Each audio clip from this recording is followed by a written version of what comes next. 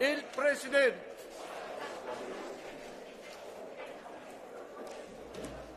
Good morning, everyone.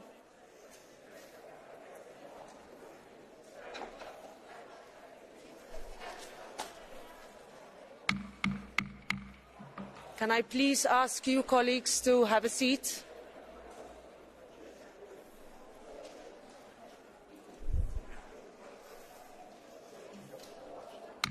Dear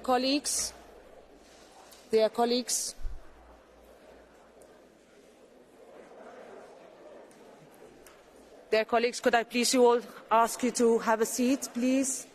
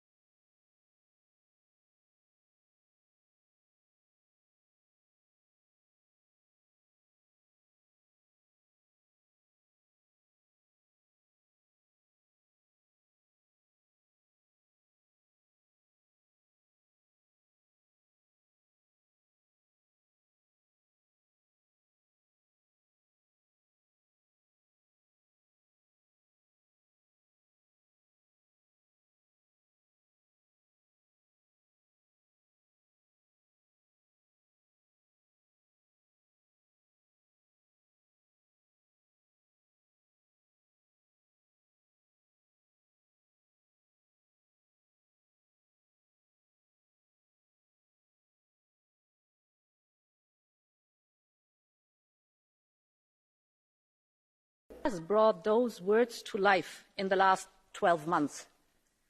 In the biggest global health crisis for a century, we chose to go it together so that every part of Europe had access to the life-saving vaccines. In the deepest global economic crisis for decades, we chose to go it together with Next Generation EU. And in the gravest planetary crisis of all time, again, we chose to go it together with the European Green Deal. We did it together as a Commission, and I thank from the bottom of my heart my outstanding College of Commissioners for the enormous support during that time. We did it together as a Parliament with 27 Member States, as one Europe, and I think we can be proud of it.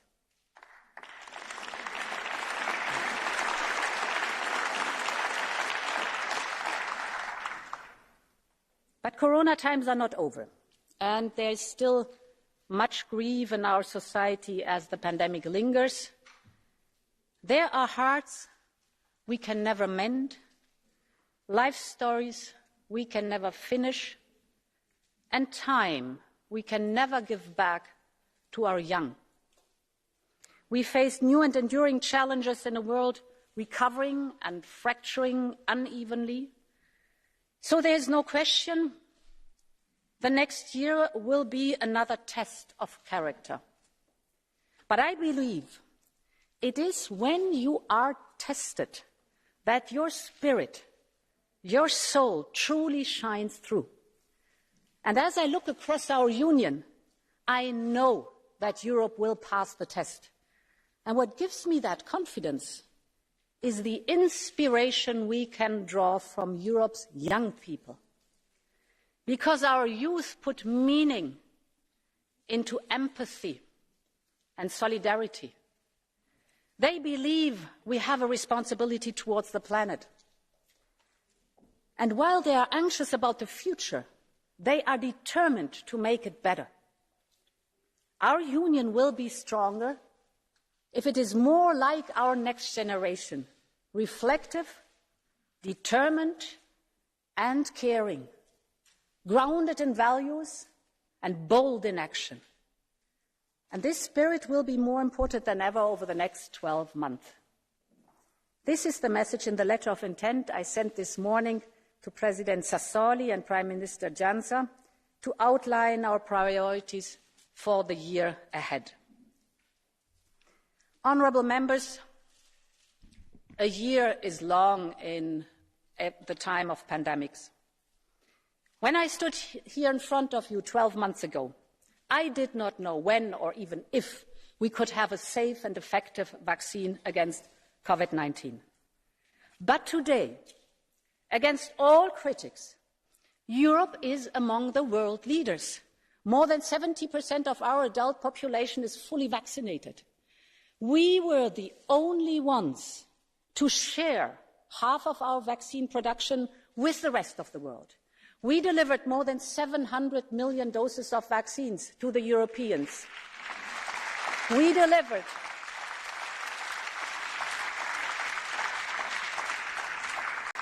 Indeed, we delivered also more than 700 million to the rest of the world, to more than 130 countries. And we are the only region in the world to achieve that. Honourable members, a pandemic is a marathon, it's not a sprint. We followed the science, we delivered to Europe, we delivered to the rest of the world. We did it the right way because we did it the European way, and I think it worked.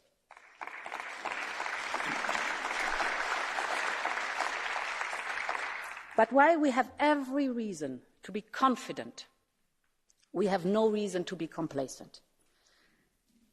Our first and most urgent priority is to speed up global vaccination. With less than 1% of global doses administered in low-income countries, the scale of injustice and the level of urgency is obvious. This is one of the great geopolitical issues in our time.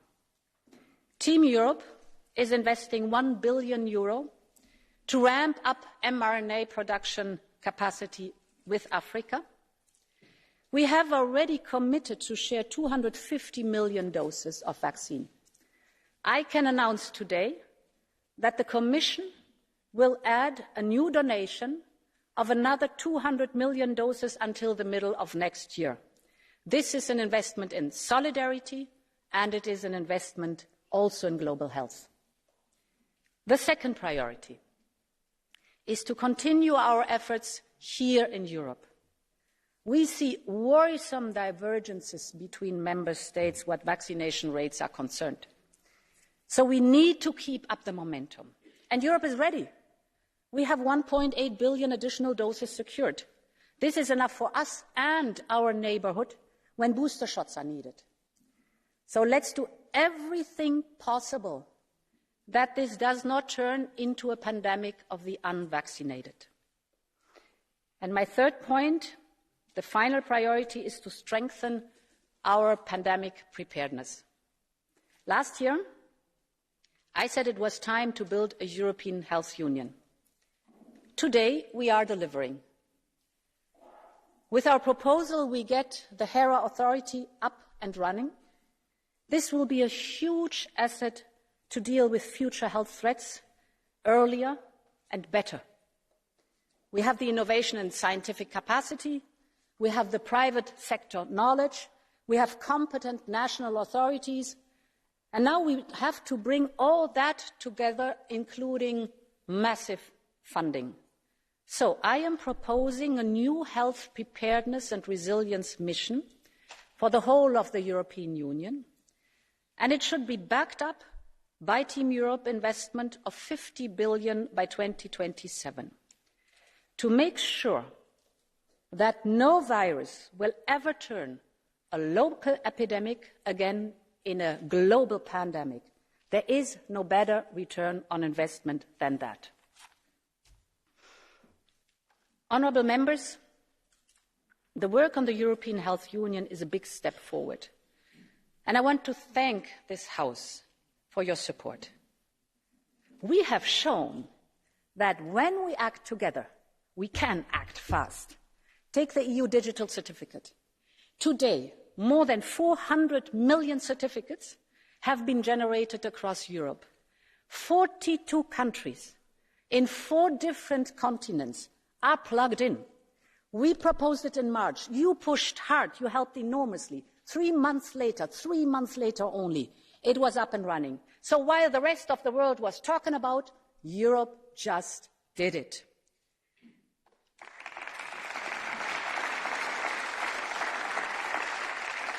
And we did a lot of things right. We moved fast to create SURE. This supported over 31 million workers and 2.5 million companies across Europe. We learned the lessons from the past when we were too divided and too delayed. And the difference is stark. Last time, it took us 8 years for the Eurozone GDP to get back to pre-crisis level. This time, we expect 19 countries to be at pre-pandemic levels this year, with the rest following next. Growth in the euro area outpaced both the US and China in the last quarter. But this is only the beginning, and the lessons from the financial crisis could serve as a cautionary tale. At that time, Europe declared victory too soon, and we paid the price for that.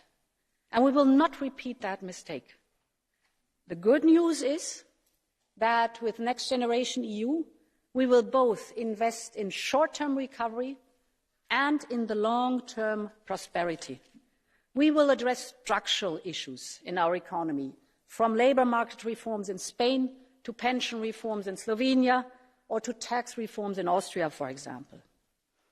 In an unprecedented manner, we will invest in 5G and fibre.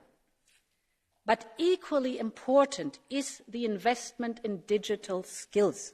This is such an important topic. This task needs leaders' attention, and it needs a structured dialogue at top level. We really have to emphasize that and put a strong focus on it. Our response provides a clear direction to market and investors alike. But as we look ahead, we also need to reflect on how the crisis has affected the shape of our economy, from increased debts to uneven impact on different sectors or new ways of working. And to do that, the Commission will relaunch the discussion on the economic governance review in the coming weeks. The aim is to build a consensus on the way forward well ahead of 2023. Honourable members, we will soon celebrate 30 years of single market. For 30 years, it has been the great enabler of progress and prosperity in Europe. At the outset of the pandemic, we had to defend it against the pressures of erosion and fragmentation. For our recovery, the single market is the driver of good jobs and competitiveness. And that is particularly important in the digital single market. We have made ambitious proposals in the last year, for example, to contain the gatekeeper power of the major platforms, to underpin their democratic responsibilities of those platforms, to foster innovation, to channel the power of artificial intelligence.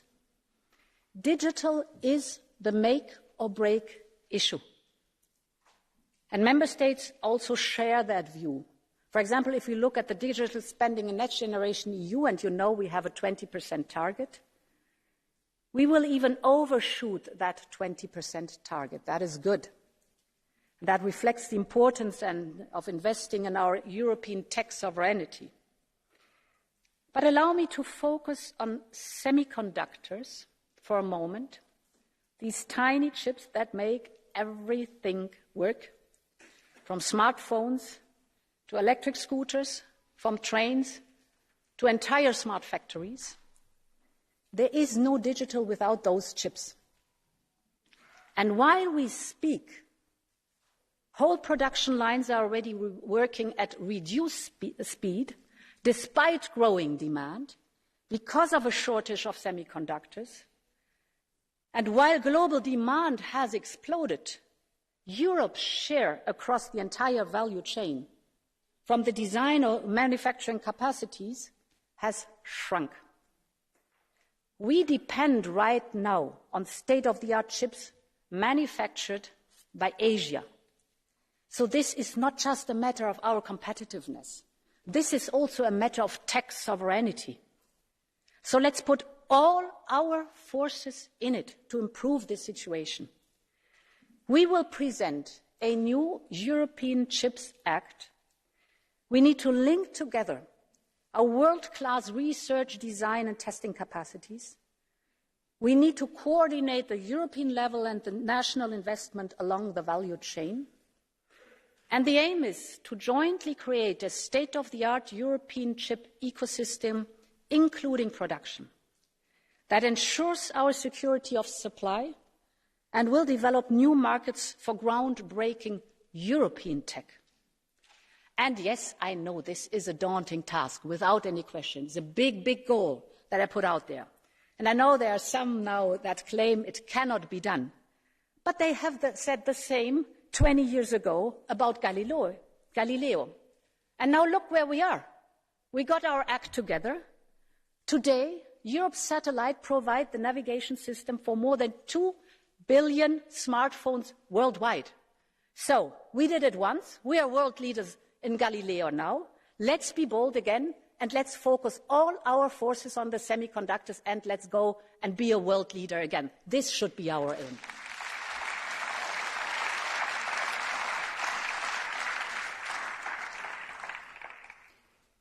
Mesdames et Messieurs les députés, la pandémie a laissé de profondes cicatrices, impactant énormément notre économie sociale de marché. Soir après soir, nous étions tous là, à nos fenêtres, devant nos portes, pour applaudir les travailleurs de première ligne.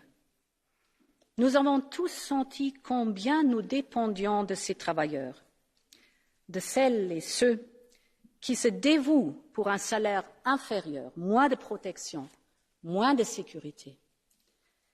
Les applaudissements se sont peut-être estompés, mais la force de nos émotions doit perdurer. Et c'est pourquoi la mise en œuvre du socle européen des droits sociaux est si importante. Il s'agit d'emplois décents, de conditions de travail justes, de soins de santé meilleurs et d'un bon équilibre de vie. Si la pandémie nous a appris une chose, c'est bien la valeur du temps, et qu'il n'y a point de temps aussi précieux que le temps consacré à nos proches. C'est ainsi que nous proposerons une nouvelle stratégie européenne de soins, afin que chaque homme et chaque femme puissent bénéficier des meilleurs soins possibles et trouver le meilleur équilibre de vie. Mais, Mesdames et Messieurs, l'équité sociale n'est pas seulement une question de temps. Elle est également une question d'équité fiscale. Dans notre économie sociale de marché, il est bon que les entreprises réalisent des profits. Mais si elles réalisent des profits, c'est bien grâce à la qualité de nos infrastructures, de notre sécurité sociale, of our social security systems, of our education systems. C'est la moindre des choses So, qu'elles payent the leur least juste that we can expect contribution. is that the businesses should make their fair contribution.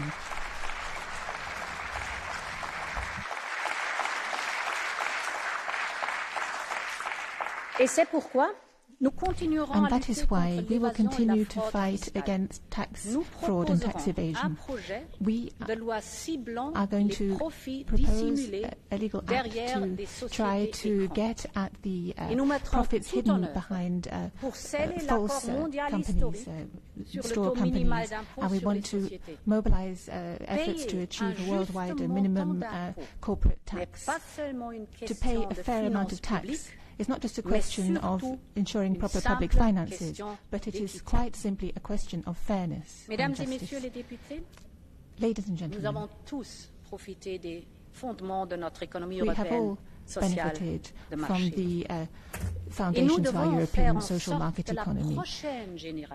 And therefore, we have to ensure that the next generation can also build on those foundations, their future. We have a highly educated young generation, a highly talented younger generation, and one full of motivation. We have a new generation that has had to sacrifice so much in order to protect the safety of others. Usually, when you're young, it's the time to expand your horizons, make new experiences, make friends for life, find your path in life. But what have we been asking? What are we asking of young people today? We are asking them to observe social distancing measures. We are asking them to stay at home, to study at home.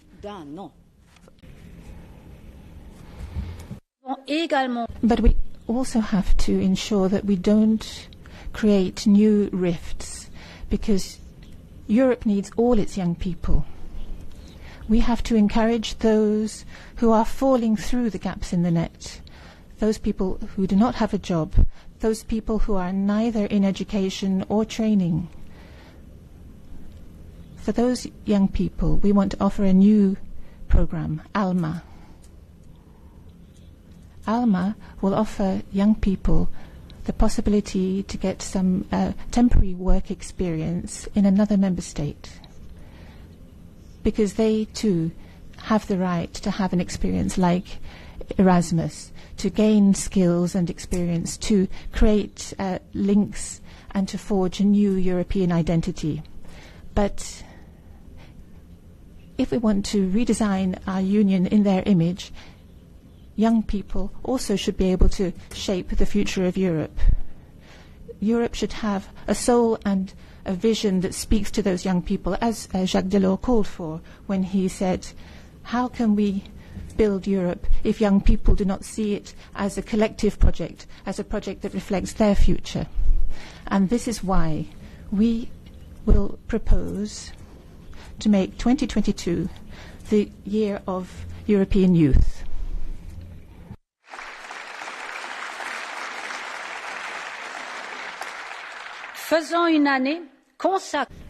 Let's have a year devoted to putting the spotlight on these young people who have given up so much to others. And young people should be leading the debate in the conference on the future of Europe, because it's their future and it should be their conference. And as we have said at the beginning of our mandate, the Commission is ready to follow through on points decided by the conference. This is a generation with a conscience. They are pushing us to go further and faster to tackle the climate crisis.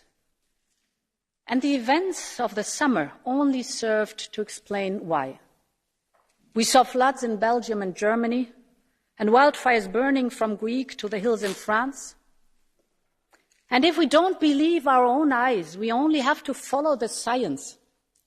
The United Nations recently published an IPCC report, the Intergovernmental Panel on Climate Change.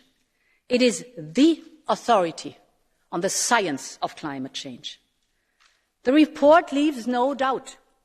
Climate change is only man-made.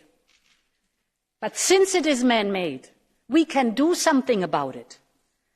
As I heard it say, it's warming, it's us, we're sure, it's bad, but we can fix it. And change is already happening. More electric vehicles than diesel cars were registered in Germany in the first half of this year. Poland is now the EU's largest exporter of batteries and electric buses. Or take the new European Bauhaus that led to an explosion of creativity of architects, designers, engineers across our union. And if the European Green Deal has a soul, then it is the new European Bauhaus. So clearly something is on the move. And this is what the European Green Deal is all about. In my speech last year, I announced our target of at least 55% emission reduction by 2030. Since then, we have together turned our climate goals into legal obligations. And we are the first major economy to present comprehensive legislation in order to get it done. You've seen the complexity of the detail, but the goal is simple. We will put a price on pollution. We will clean the energy we use. We will have smarter cars and cleaner airplanes, and we will make sure that higher climate ambition comes with more social ambition, because this must be a fair green transition. And this is why we proposed a new social climate fund to tackle the energy poverty that already 34 million Europeans suffer from. So I count on both Parliament and Member States to keep the package and to keep the ambition together. When it comes to climate change and the nature crisis, Europe can do a lot, and it will support others. I am proud to announce today that the European Union will double its external funding for biodiversity, in particular for the most vulnerable countries.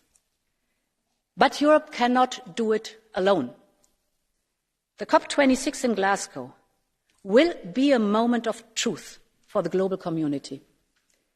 Major economies, from the US to Japan, have set ambitions for climate neutrality in 2050 or shortly after. That's good. But they need now to be backed up by concrete plans in time for Glasgow, because current commitments for 2030 will not keep global warming at 1.5 Celsius within reach. Every country has a responsibility. The goals that President Xi has set out for China are encouraging, but we call for that same leadership on setting out how China will get there. The world would be relieved if they showed they could peak emissions by mid-decade and move away from coal at home and abroad. But while every country has a responsibility, major economies like us do have a special duty to the least developed and the most vulnerable countries. The so-called climate finance is essential for them, both for mitigation and adaptation. In Mexico and in Paris, the major economies committed to provide $100 billion a year until 2025 to the least developed and most vulnerable countries. We deliver on our commitments. Team Europe contributes $25 billion a year, but others still leave a gaping hole towards reaching the global target. So closing that gap will increase the chance of success in Glasgow. My message today is that Europe is ready to do more. We will now propose an additional €4 billion for climate finance until 2027. But we expect the United States and our partners to step up too. This is vital, because closing the climate finance gap together, the US and the European Union, would be such a strong signal for global climate leadership, and it is time to deliver now. We have no time to wait anymore.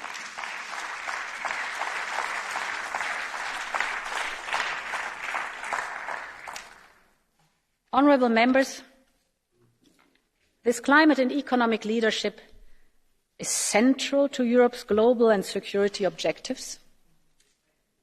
It also reflects a wider shift in world affairs at a time of transition towards a new international order. We are entering a new era of hyper-competitiveness, an era in which some stop at nothing to gain influence, from vaccine promises to high-interest loans, from missiles to misinformation. An era of regional rivalries and major powers refocusing their attention towards each other. Recent events in Afghanistan are not the cause of this change, but they are a symptom of it. And first and foremost, I want to be clear. We stand by the Afghan people.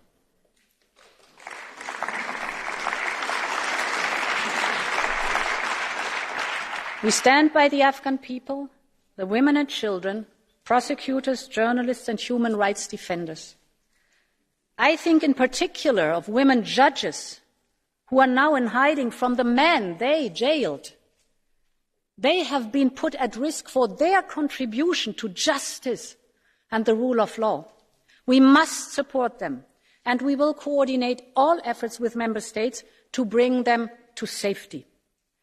And we must continue supporting all Afghans in the country and in neighbouring countries. We must do everything to avert the real risk that is out there of a major famine and a humanitarian disaster. And we will do our part. We will increase again humanitarian aid for Afghanistan by €100 million.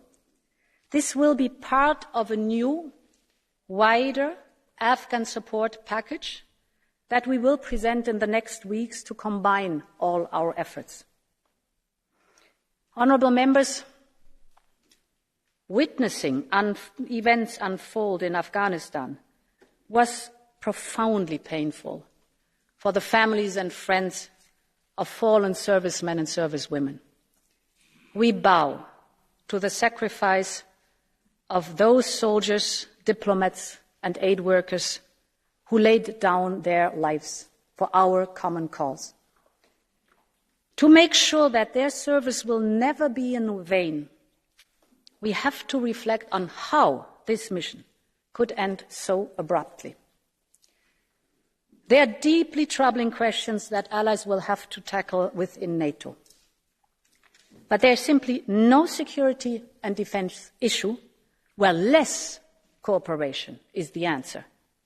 So we need to invest in our joint partnership and draw on each side's unique strength.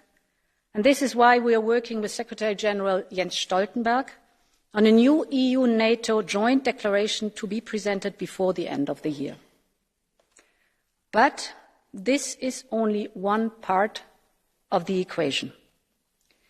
Europe can and clearly should be able and willing to do more on its own. But if we are to do more, we first need to explain why. I see three broad categories. First, we need to provide stability in our neighbourhood and across different regions. We are connected to the world by narrow straits, stormy seas and vast land borders. And because of that geography, Europe knows better than anyone else that if you don't deal in time with the crisis abroad, this crisis will come to you. Secondly, the nature of the threats we face is evolving rapidly, from hybrid to cyber attacks to the growing arms race in space. We see that disruptive technology has been the great equalizer in the way power can be used today by rogue states and non-state groups. You no longer need an army or missile to cause mass damage. You can paralyze industrial plants, city administrations and hospitals. All you need is your laptop. You can disrupt entire elections with a smartphone and an internet connection. And the third reason is that our European Union is a unique security provider. There will be missions where NATO or the United Nations will not be present, but where Europe should be. On the ground, our soldiers work side by side with police officers, lawyers and doctors, with humanitarian workers and human rights defenders, with teachers and engineers. We can combine military and civilian alongside with diplomatic and development. And we have a long history in building and protecting peace. The good news is that over the past years we have started to develop kind of a European defence ecosystem. But what we need now is the European Defence Union. In the last weeks, there have been many discussions on expeditionary forces, on what type and how many we need, battle groups and EU entry forces. This is no doubt part of the debate, and I think it will be part of the solution. But the more fundamental issue is why this has not worked in the past. You can have the most advanced forces in the world, but if you're never prepared to use them, of what use are they? What has held us back until now is not just a shortfall of capacity, it is the lack of political will.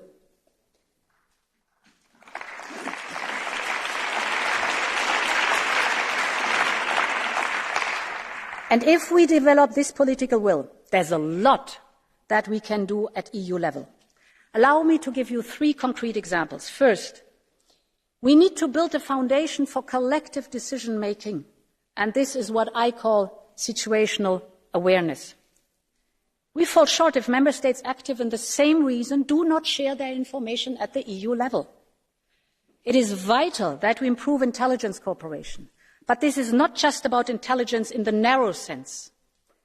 It is about bringing together the knowledge from all services and all sources, from space to police trainers, from open source to development agencies. The European Union could have a unique scope and depth of knowledge. It's out there. But we can only use that information and make decisions if we have the full picture. And this is currently not the case. We have the knowledge, but it is disjoint. We have the information, but it is fragmented. And this is why the European Union could consider its own joint situational awareness centre to fuse all of these different pieces of information and to be better prepared, to be fully informed, and thus to be able to decide. Secondly, we need to improve interoperability. This is why we're already investing in common European platforms, from fighter jets to drones and cybers. You know that. But we have to keep thinking of new ways to use all the possible synergies. One example could be to consider waiving value-added tax, the VAT, when buying defence equipment developed and produced in Europe. This would not only increase our interoperability, but it would also decrease our dependencies of today. And the third point is, we cannot talk about defence without talking about cyber. If everything is connected, everything can be hacked. And given that resources are scarce, we have to bundle our forces. And we should not just be satisfied to address the cyber threat, but also strive to become a leader in cybersecurity.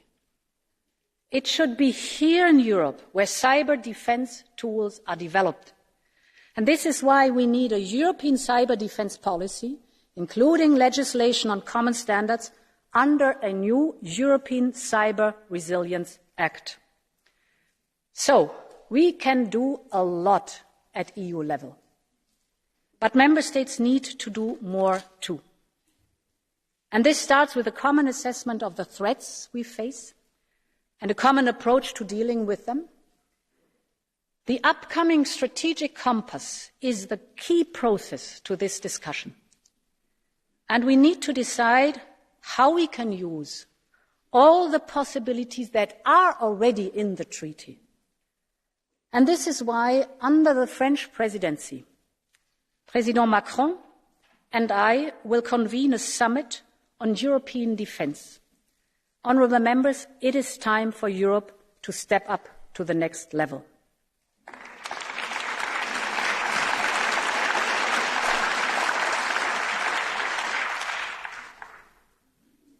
In a more contested world, protecting our interests is not only about defending ourselves. It is also about forging strong and reliable partnerships. This is not a luxury. It is essential for our future stability, security and prosperity. And this work starts by deepening our partnership with our closest allies. With the United States, We will develop our new agenda for global change, from the new Tech and Technology Council to health security and sustainability. The European Union and the United States will always be stronger together. And of course, the same goes for our neighbours in the Western Balkans. Before the end of the month, I will travel to the region to send a strong signal of our commitment to the accession process. We owe it to all those young people who believe in a future in Europe. And this is why we are ramping up our support through our new investment and economic plan with around a third of the region's GDP. Because, honourable members, investment in the future of the Western Balkans is an investment in the future of the European Union.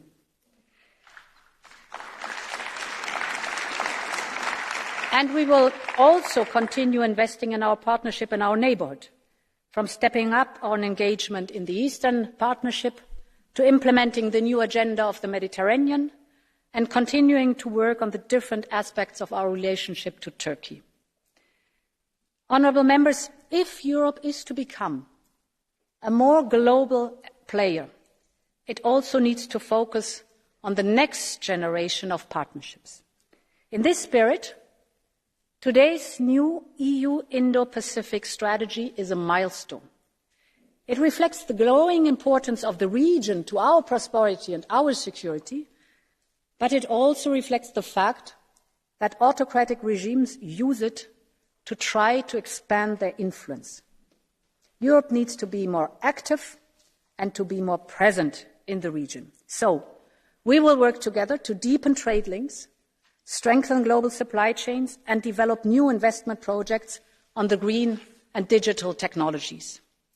This is a template for how Europe can redesign its model to connect the world.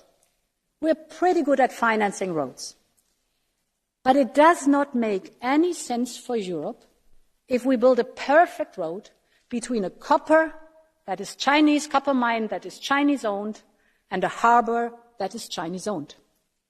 So we have to get smarter when it comes to these kind of investment. And this is why we will soon present our new connectivity strategy called Global Gateway. We will build global gateway partnerships with countries around the world. We want investment in quality infrastructure, connecting people, goods and services around the world. We will take a values-based approach, offering transparency and good governance to our partners. We want to create links and not dependencies. And we know that this can work. Since the summer, the new underwater fibre optic cable has connected Brazil to Portugal. We will invest with Africa to create a market for green hydrogen that connects the two shores of the Mediterranean. We need a team global approach to make Global Gateway happen. We will connect institutions and investment banks and business community, and we will make this a priority for regional summits, starting with the next EU-Africa summit in February. We want to turn Global Gateway into a trusted brand around the world. And let me be very clear about one more point. Doing business around the world is good. Global trade around the world, that is good and necessary. But this can never, ever be done at the expense of people's dignity and freedom. Today, there are around 25 million people out there who are threatened or coerced into forced labour. We can never accept that they are forced to make products and that these products then end up for sale here in shops in Europe. So we will propose a ban on products on our market that have been made by forced labour, because human rights are not for sale at any price.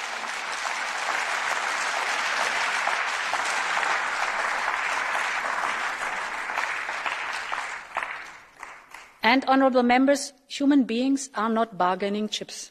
Look at what happened at our borders with Belarus. The regime in Minsk has instrumentalised human beings. They have put people on planes and literally pushed them towards Europe's border. This can never be tolerated. And the quick European reaction shows that. And rest assured, we will continue to stand together with Lithuania, Latvia and Poland, and let's call it what it is. It is a hybrid attack to destabilize Europe. We'll never tolerate that.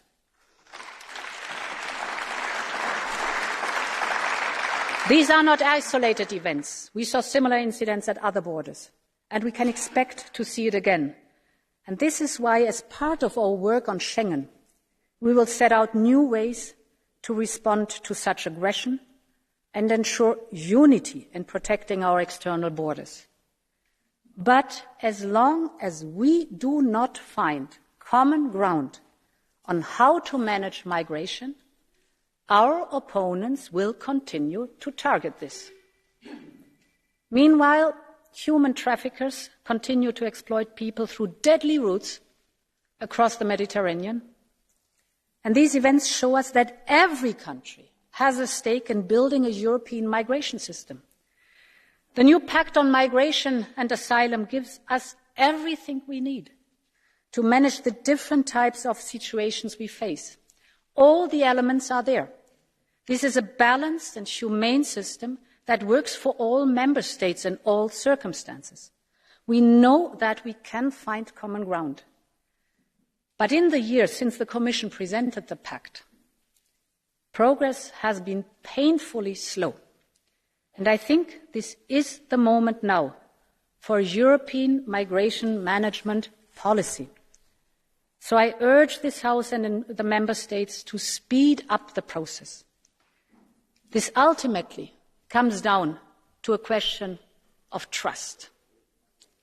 Trust between Member States, trust for Europeans that migration can be managed, trust that Europe will always live up to its enduring duty to the most vulnerable and most in need. I know that there are many strongly held views on migration in Europe, but I believe the common ground is not so far away. Because if you ask most Europeans, they would agree that we should act to curb irregular migration, but they would also agree that we have to act to provide a refuge to those forced to flee. They would agree that we should return those who have no right to stay.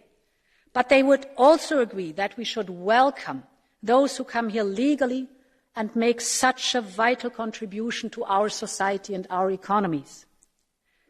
And we should all agree that the topic of migration should never be used to divide us. I am convinced that there is a way that Europe can build trust amongst us when it comes to migration. Meine Damen und Herren Abgeordnete. Honourable members. Societies that are based on democracy and common values are based on solid foundations.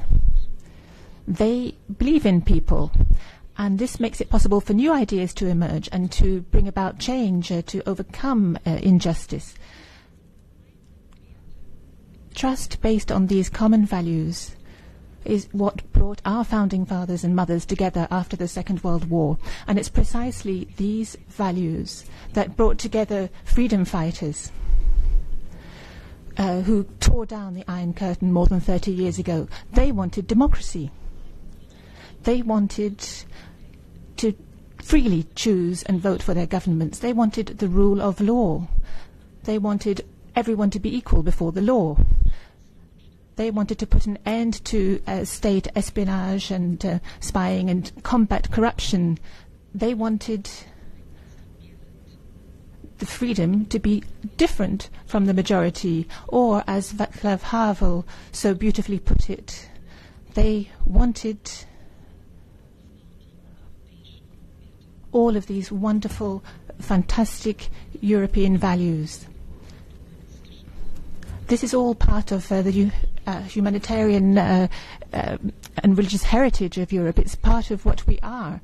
And these values are now enshrined in our European treaties.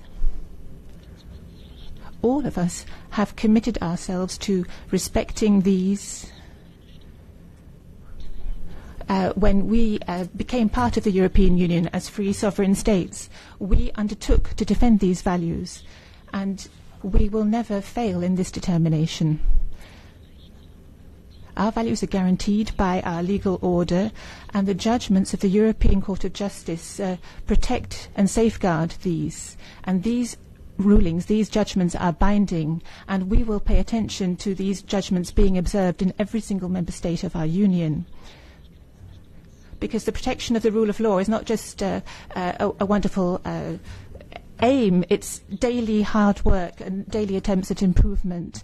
And this is all what we are striving for in Europe. And one example of this are the judicial reforms going on in Malta and the attempts to deal with corruption in Slovakia. And as of 2022, the reports on the rule of law will increasingly include specific and concrete recommendations to member state governments. Nevertheless, there is cause for concern in some member states, and one thing is very important to me in this connection. Dialogue always comes first. But dialogue is not an end in itself. It has to lead to something. And therefore, we are following a two-pronged approach based on dialogue and determined action. And this is what we did last week. And we will continue to do this. Because the right to an independent judiciary, the right for equal treatment for all before the law, these are rights that people have to be able to rely on throughout Europe, and independently of whether they belong to a majority or a minority. That is the soul of Europe, and this is what we have to defend.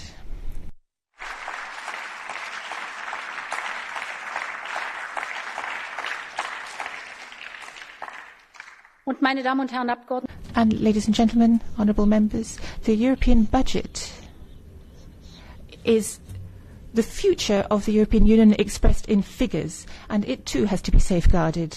We need to ensure that every euro, every cent is spent as intended and on a legal basis, respecting the rule of law. Investments that are going to benefit our children in the future must not disappear into shadowy channels. Corruption doesn't just mean stealing from the taxpayer. Corruption doesn't just mean putting off investors, deterring investment. Corruption means that people with lots of money can buy all sorts of favours, and that democratic rules and principles can be undermined. And when it comes to protecting our budget, we will follow up every case with everything in our power, and we're going to get going on this without further ado. Ladies and gentlemen, if we wish to defend our values, well, when we defend our values, we are defending our freedom. The freedom to be who you are. The freedom to say what is in your head, what you are thinking about. The freedom to love who you want. But freedom also means freedom from fear. During the pandemic, too many women were robbed of this freedom. It must have been a particularly appalling time for people who could not hide anywhere, who couldn't flee from their torturers. So we need to shed some light in these dark corners. We have to find ways out of this suffering. People who abuse women have to be brought before the law, and these women have to be able to live freely in confidence. So by the end of the year,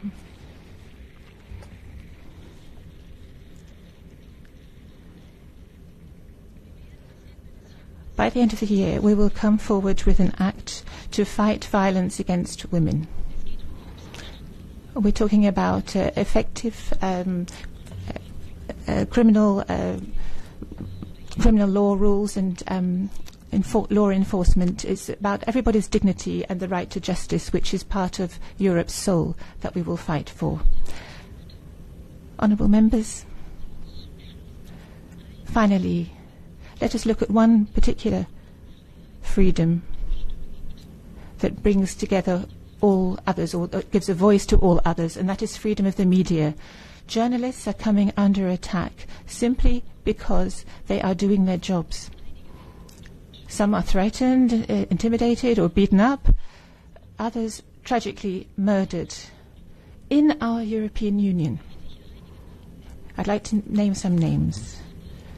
Daphne Caruana Galizia, Jan Kuciak, Peter de Vries. Their stories may differ in the detail, but they have one thing in common. They stood up and fought for our right to information, and that's what they died for. Information is a public good. We have to protect those people who are creating transparency, and that is our journalists. And this is why today we are coming forward with a recommendation on better protection of journalists, and we have to put a stop to those people who are threatening freedom of the media. Media companies are not just any old company. Their independence is essential, and this is why Europe needs a law that secures that protection, and the Media Protection Act will do that, because if we are defending the media, we are also defending our democracy.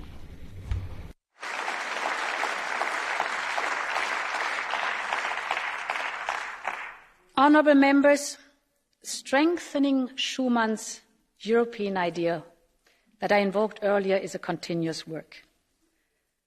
And we should not hide away from our inconsistencies and imperfections. But imperfect as we might be, our union is both beautifully unique and uniquely beautiful. It is a union where we strengthen our individual liberty through the strength of our community. A union shaped as much by our shared history and values as by our different cultures and perspectives. It is a union with a soul. Trying to find the right words to capture the essence of this feeling is not easy. But it is easier when you borrow them from someone who inspires you. And this is why I have invited a guest of honor to be with us today. Many of you might know her, a gold medalist from Italy who captured my heart this summer. But what you might not know is that only in April she was told her life was in peril. She went through surgery. She fought back. She recovered. And only 119 days after she left the hospital, she won Paralympic gold. Honourable members, please join me in welcoming Bebe Vio. Please stand up.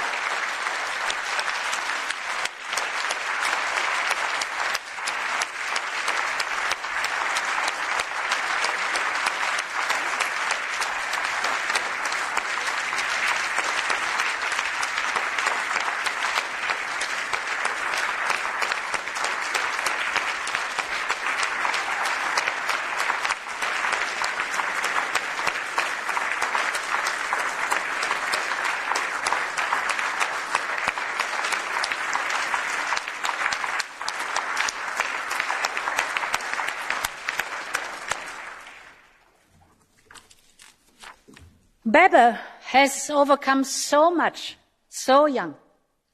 Her story is one of rising against all odds, of succeeding thanks to talent, tenacity, and unrelenting positivity.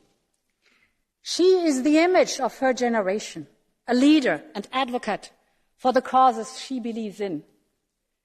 And she has managed to achieve all of that by living up to her belief that if it seems impossible, then it can be done. Se sembra impossibile, allora si può fare.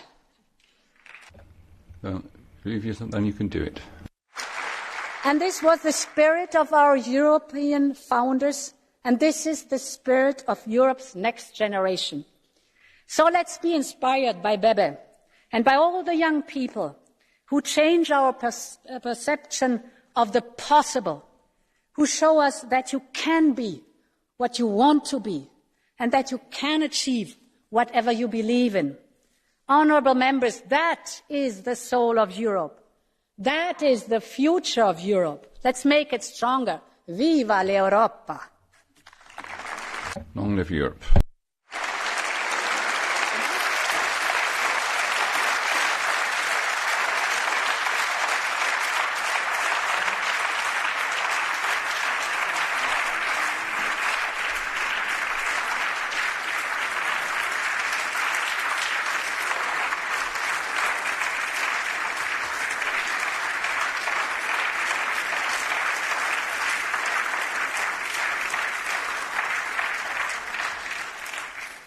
Thank you very much, President von der Leyen. I now invite the speakers on behalf of the political groups, starting with the European People's Party Group, Manfred Weber.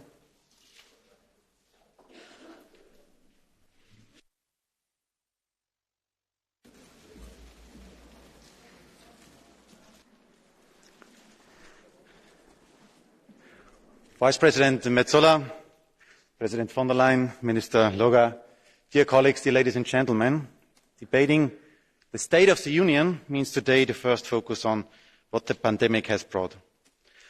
Not everything went well and smoothly, but all in all, Europe has managed the crisis well. No other continent has developed a vaccine in a better quality. No other continent has a higher vaccination rate. No other continent has shown more solidarity and willingness to help each other, and no other continent has provided other parts of the world with more vaccines than we have. All Europe is proud of our everyday heroes, the doctors and nurses, the researchers and many others, and we thank them for their contribution. The crisis, dear friends, began in China. In Europe, we found the solutions. We can be proud about what Europeans achieved in the past. Dear colleagues, when we look now what is in front of us, then there are two main issues.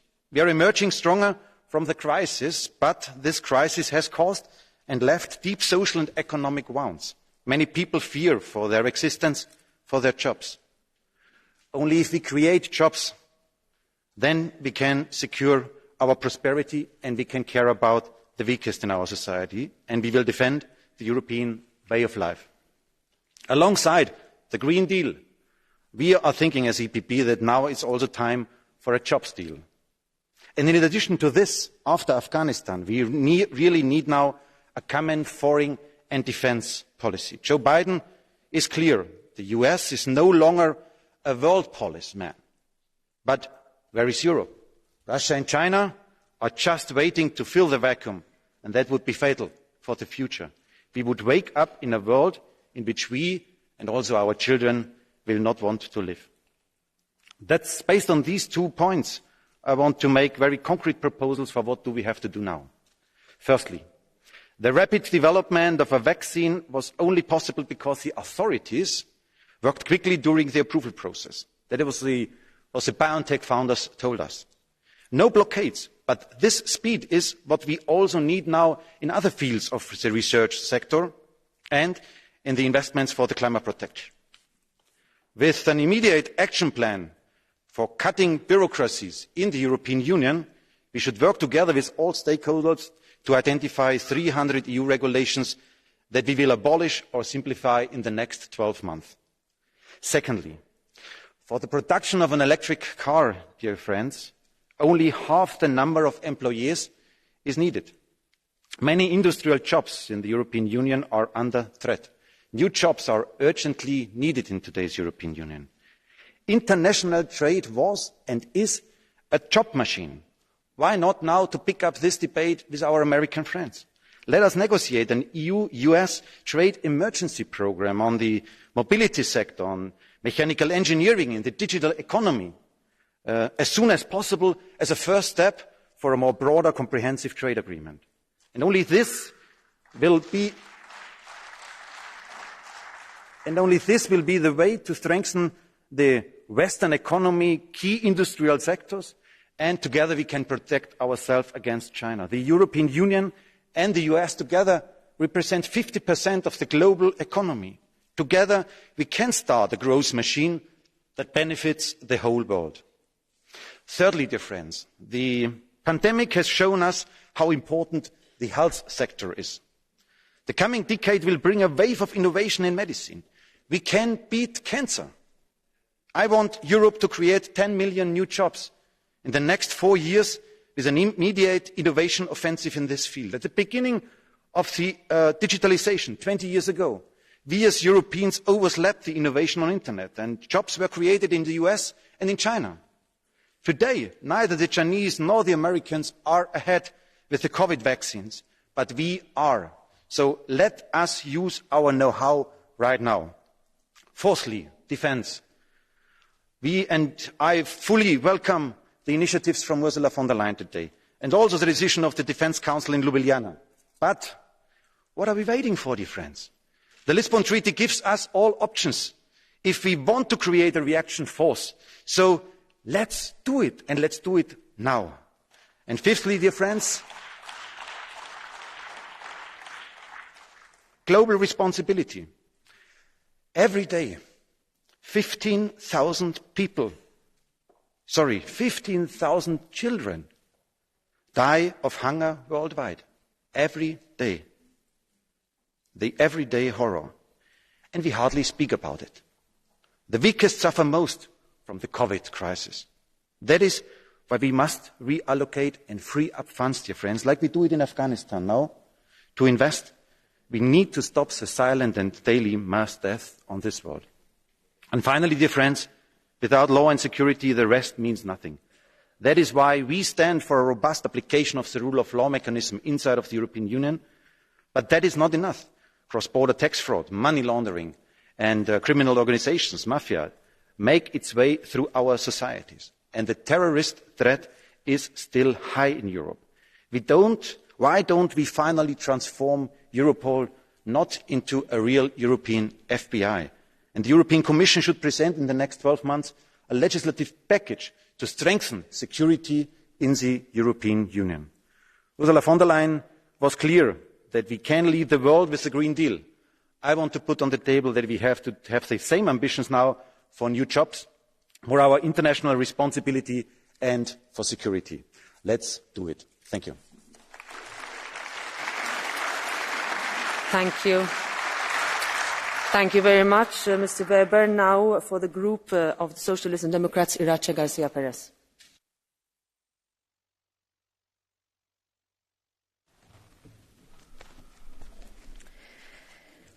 Presidenta. President von der Leyen, honourable members, a year ago we were holding the debate on the State of the Union in exceptional circumstances. We were considering major challenges, putting the brake on the pandemic, guaranteeing the provision of vaccines, historic investments to mitigate the economic impact, social measures to make sure no one was left behind, while at the same time we sought to strengthen our democracies from attacks which undermine the rule of law. Looking back, we can take stock of the position and see a positive picture. 70% of our people are vaccinated, and the digital certificate has allowed us to restore one of the fundamental freedoms of our union, freedom of movement. We've adopted Next Generation EU, and the money is starting to flow through to ordinary people, to families and firms. Within the Social Democratic family, we have consistently continued to stress that these investments have to be geared towards the future. We have to invest thinking in terms of a more sustainable economic and social model, a true pact for sustainability. The climate legislation is an important challenge if we're to achieve climate neutrality before 2050. Parliament managed to raise our greenhouse gas reduction target above 55% before 2030. And we'll ask the Commission to be more ambitious and fit for 55. As we can't be complacent. We've done a lot, but we're only halfway there. One of the things that still require creation is the health union. President von der Leyen, when you presented your policy guidelines at the beginning of your term, you promised a green social market economy. But sadly, those three elements are far from being in balance. undoubtedly, environmental sustainability is where the Commission has made more progress with the whole artillery of legislation. It was a team effort led by Vice President Timmermans, and that shows that the collegiate approach works when you bring together all the ideas and energy of the members of the College of Commissioners. What we socialists find lacking is legislation to protect biodiversity. This summer's fires have reminded us how necessary this is, as the colleague reminded us. What we're concerned about is this imbalance amongst the three pillars of this new socio-economic model we want to build. The model has to be resilient and make sure we can maintain people's well-being with social cohesion and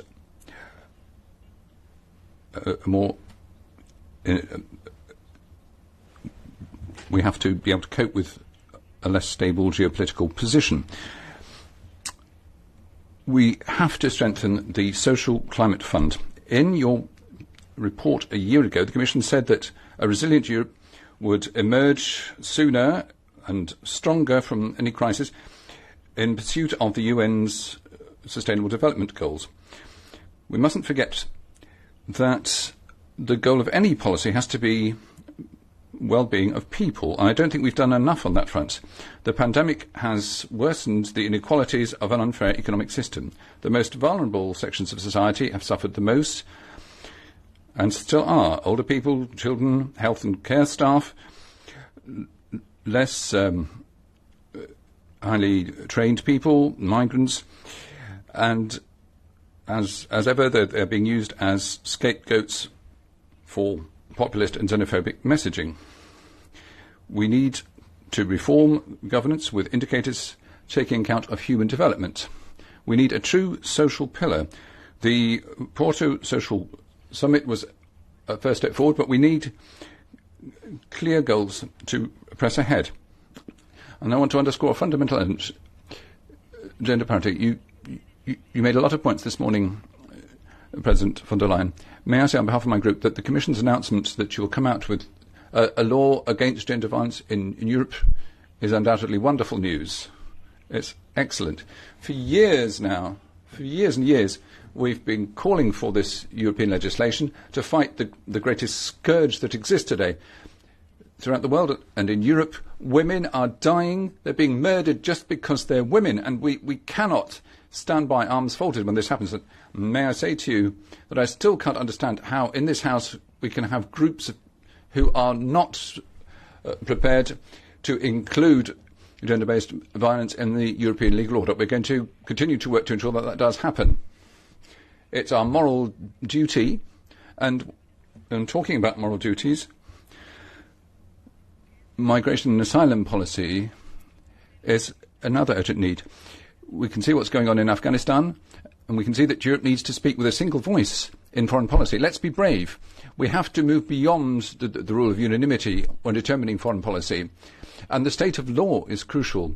Europe is made up of values, the defence of the rule of law. We have to be firm. The Commission has taken some steps, but it has to be bolder yet, and the Socialists and Democrats will be backing that. Lastly, if you look at the convulsions with which the 21st century has started, Georges Sampaio, a great European and a great socialist, said he didn't know what the world would look like in a few years' time. He only hoped that, as he looked back, he would see that we had managed to preserve the values of democracy, fundamental rights, freedom and tolerance. He is no longer with us, but his struggle for those values is our struggle for today's Europe and for future generations. Thank you. Thank you. Thank you, Ms. Garcia Perez. Next is Mr. Dacian Cholos for Renew Europe.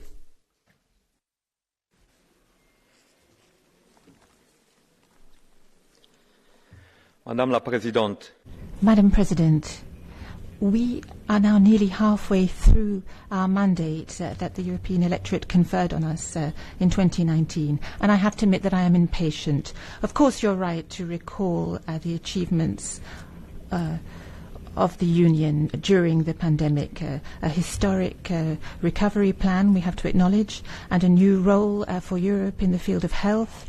But these achievements were often forced on us by events, and on issues that solely depend on the force of will alone, I don't see you producing results. All too often you're engaging in diplomacy with Council instead of policy making with the European Parliament. Take, for example, European values, which are the foundation of our Union. A little bit, pretty much everywhere in Europe we are seeing outbreaks of illiberalism. Judicial independence is being eroded, journalists murdered, minorities discriminated against. These outbreaks of liberalism need to be put out, Madam President, before the fire spreads. And that is your responsibility, and you have the means to do so. For the moment, I hear your words, but I don't see your deeds. And I don't see you, for example, using the rule of law protection mechanism that the European Parliament has called for in order to protect our budget and to stop financing these illiberal actions in Europe. You have to find the political courage to make use of this mechanism. That's why we adopted it. It's been in force for nearly a year now, and you haven't used it.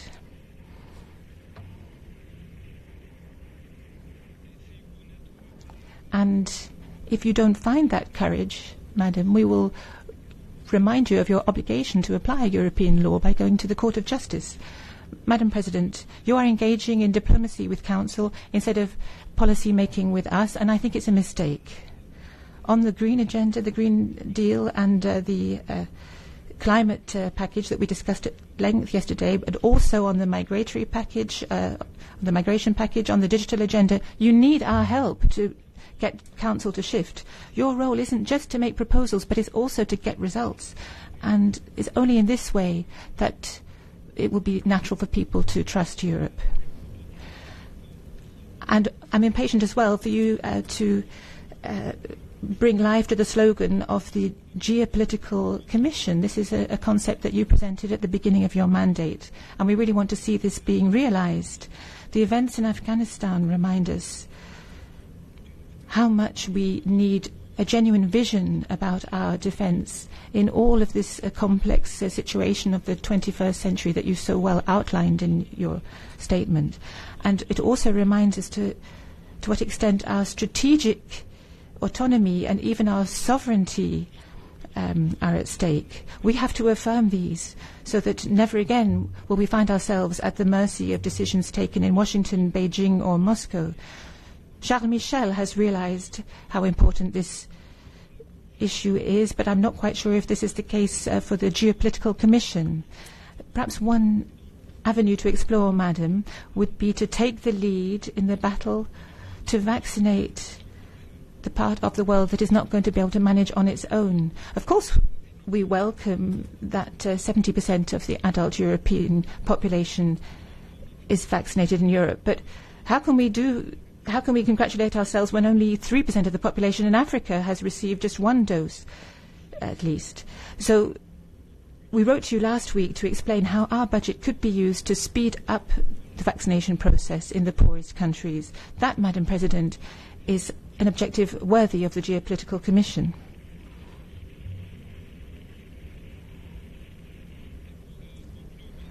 And to conclude, last week, our group, Renew Europe, proposed to all pro-European forces in this House to enter into a coalition contract to renew Europe, for a Europe of values, for a strong Europe in an unstable world, and for a Europe that delivers results. My question to you, Madam, is simple. Do you want to be part of this coalition?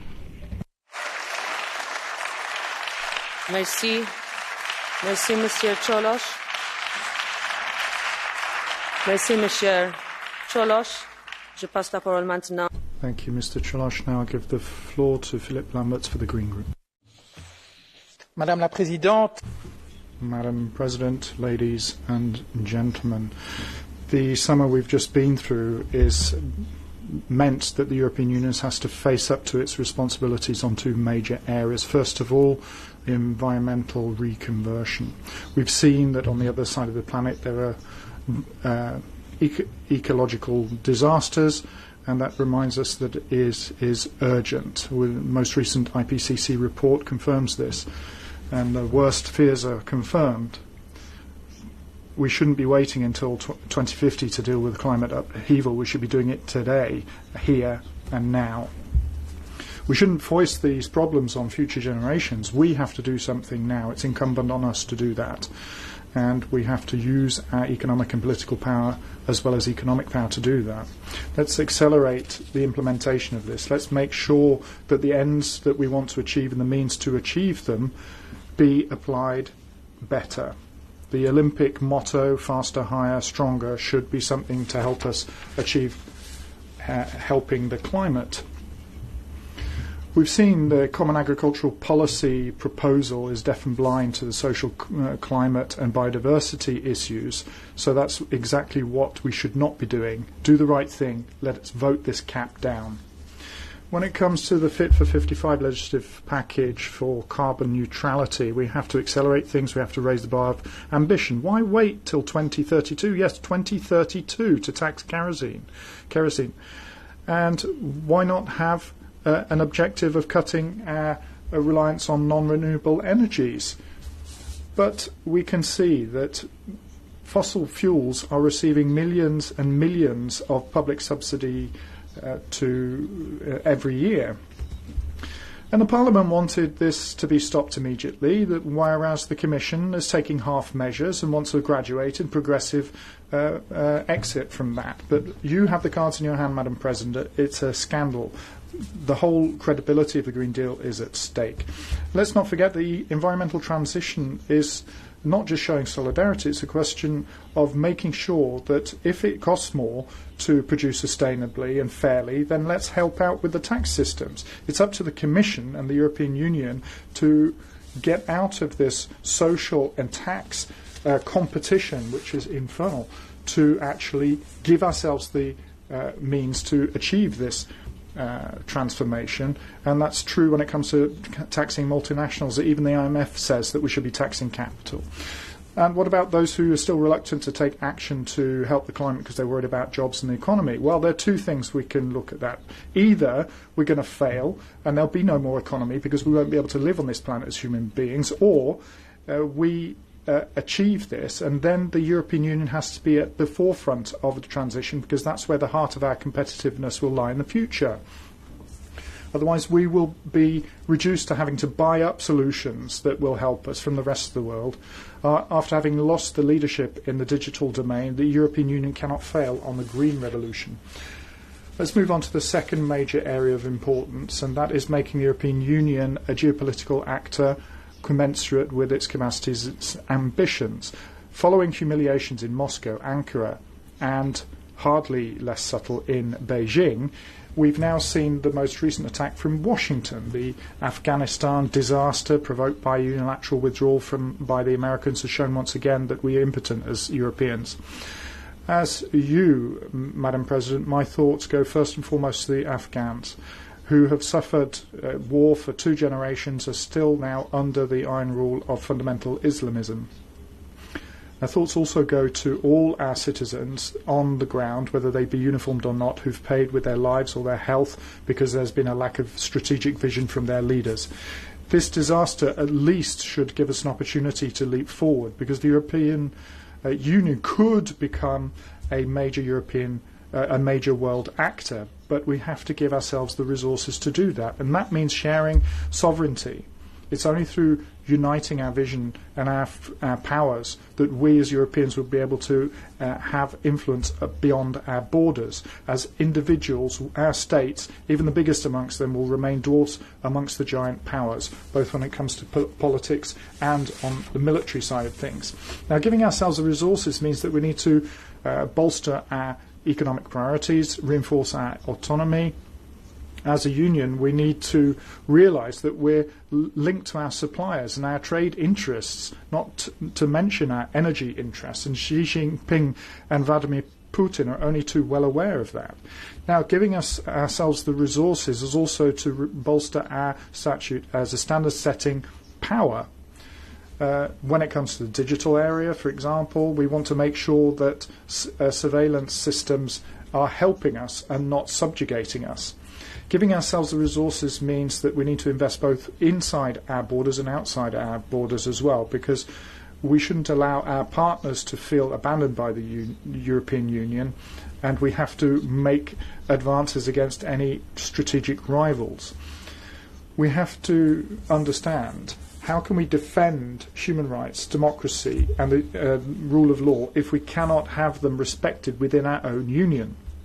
How can we get commitments that are up to scratch from the rest of the world on the climate if we don't meet our historic responsibilities?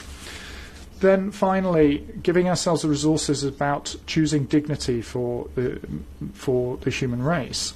Of course, the European Union is not alone in being responsible for those 85 million people forcibly displaced around the world, but there is a question of responsibility when it comes to climate change, when it comes to exploiting resources, when it comes to maintaining oppressive regimes in power around the world and armed conflict. So I was scandalised. Just a week before Kabul fell, 6 member states, including mine, had the indecency to insist on expelling people to Afghanistan.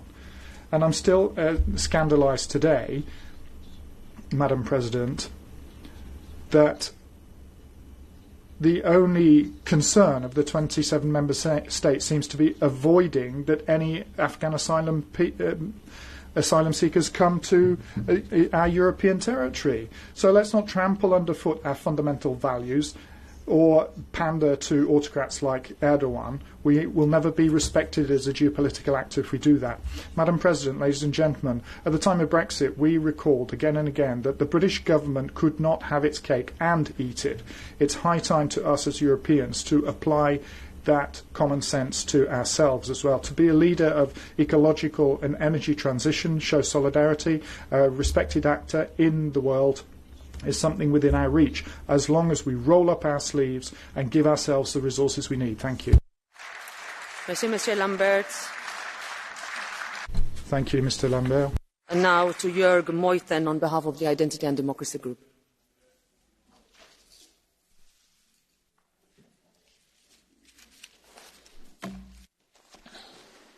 Frau Präsidentin.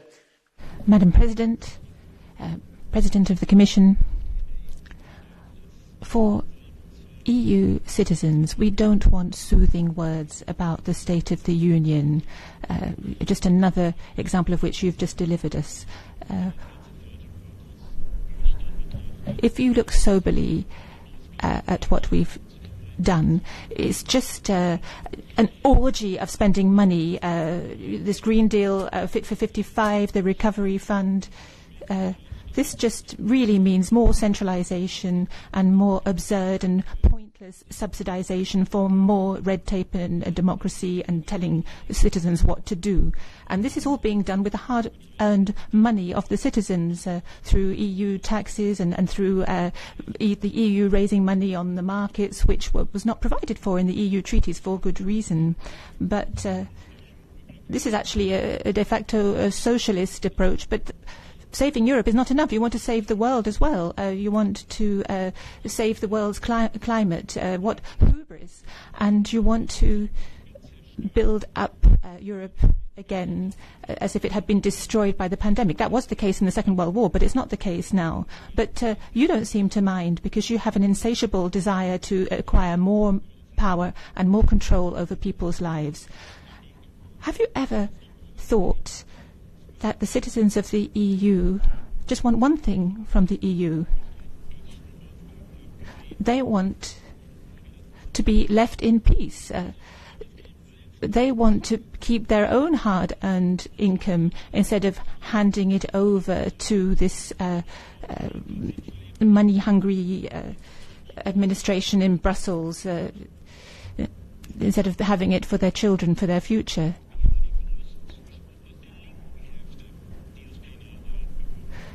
You're actually getting the most support from the left side of this House, but you should realise that in Germany a government of red socialists and green socialists is in the offing.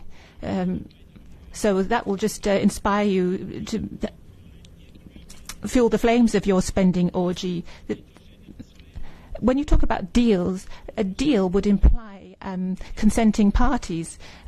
What you are doing is an unparalleled attack against the economic foundations of our continent. So Europe is on its own going to save the whole world, and yet the price tag for this incredible hubris is going to be paid by the citizens. We've seen how ridiculous it is to be getting out of coal and nuclear all at the same time. The German citizens have experienced this for themselves. So they've ended up with the highest energy prices in Europe thanks to Angela Merkel's approach. People can't afford to heat their homes or buy fuel for their car on their way to work. This is not a very good example for our neighbouring countries. The Green Deal, colleagues, is going to affect all of you. You're going to go through what we've been through in Germany. Madam President, you and Germany as well are at a crossroads. If you want Europe to be a prosperous, flourishing continent and at the same time achieve your objective of massively reducing CO2 emissions, you're not going to do this with some kind of planned economy experiments by the EU Commission or with any kind of pseudo-ecological projects by the Greens that will build wind farms all over our countryside. It won't work. We're just going to have blackouts and energy rationing. You'll only solve these problems through high tech, and that doesn't come from Brussels.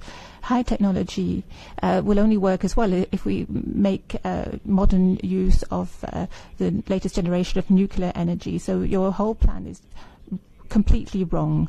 You are literally leading the people of Europe into a cold and dark future. Literally. Europe is not fit. Today, Europe is a sick patient.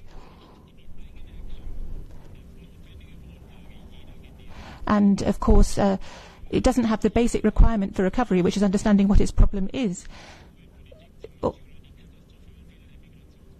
All of the COVID policy or the catastrophic migration policy is all going down the wrong track. You've shown massive hubris and self-satisfaction in your speech, but this is not going to serve the purposes of the people of Europe.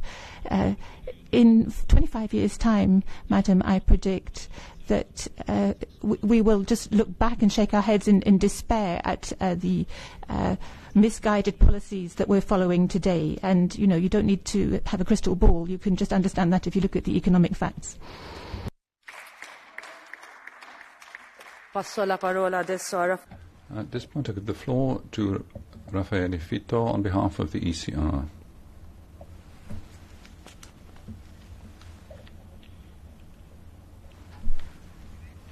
Thank you, President of the Commission. I listened very carefully to your speech, and I think it's important, given the juncture at which Europe finds itself, to shed light on what's been done. You've mentioned next generation and the vaccination campaign, but it's also important to grasp Europe's problems by acknowledging what has not worked within the current European Union. During the pandemic, given the uncertainty of COVID-19, there was a lack of solidarity and unity. A selfish approach ensued, and it took a long time to tackle the problem. That should be recognised. We need to learn from this so that we can make better use of opportunities that arise. A sea change is required. Our group, as ever, is prepared to act not just with empty slogans, but palpable action, so that everyone's positions can be respected. The pandemic is still there. The international context is increasingly being characterised by major conflicts amongst a range of players. The new foci of instability posing challenges. That's why our continent must be in a position to respond. You mentioned health in conjunction with the socio-economic pillar. Well, structural policy must allow for a solid economic recovery, creating jobs and social stability. The resources in Next Generation EU have an important role, but they're not enough on their own. I didn't hear a single word being said about the Stability Pact, the elephant in the room. Nobody's talking about it as if there's no problem. But it's absolutely crucial, because if you change the mechanism while respecting the debt arrangements, will not solve the problem. Going back to 2 years before as if nothing had happened would be disastrous, and would mean that the policies you refer to would be very lacking in credibility. There have to be changes on state aid. That's led to increasing disparities amongst member states. We're becoming increasingly dependent on third countries for strategic resources. Now, all this needs to be tackled with an environmental and digital transition process, of course. We agree with that. And we can't just put our backs to the wall and indulge in empty rhetoric. But you have to assess the general conditions around the world and the impact on our industry and our economy, because otherwise we will harm it and we will not achieve the goals that we're all looking to achieve. Then the international issue of migration is creating an emergency. You talked about a migration pact. Well, there are 3 fronts here, a very different approach. First of all, there's Central Europe. There's hypocritical investment and resources, then relations with Turkey. Nothing's being done in the Mediterranean, though. Migration is being used for political advantage by Lukashenko. As mentioned, yes, I will wind up. I think it's important, lastly, to refer to the rule of law. We're prepared to tackle this. We're not interested in a federalist project emerging from the Conference on the Future of Europe. If you will respect the member states, then we're on board. But trying to isolate particular member states, starting with Poland, just shows that a majority is trying to impose its views on the others, and that runs counter to the principles of a union that should respect diversity and the competences of the individual member states. Floor on behalf of the Left Group for Martin Schildervan.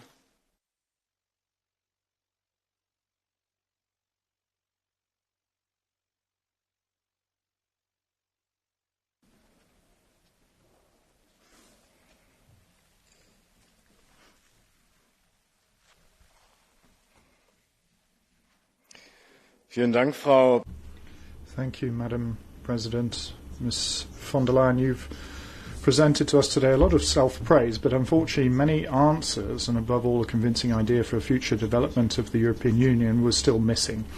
This Parliament, 140 former heads of state and government, Nobel Prize winners around the world, more than 100 states, are asking for the patent waiver for the corona vaccine, because we've understood that the pandemic can only truly be overcome once the vaccine is available to everybody, including in the global south.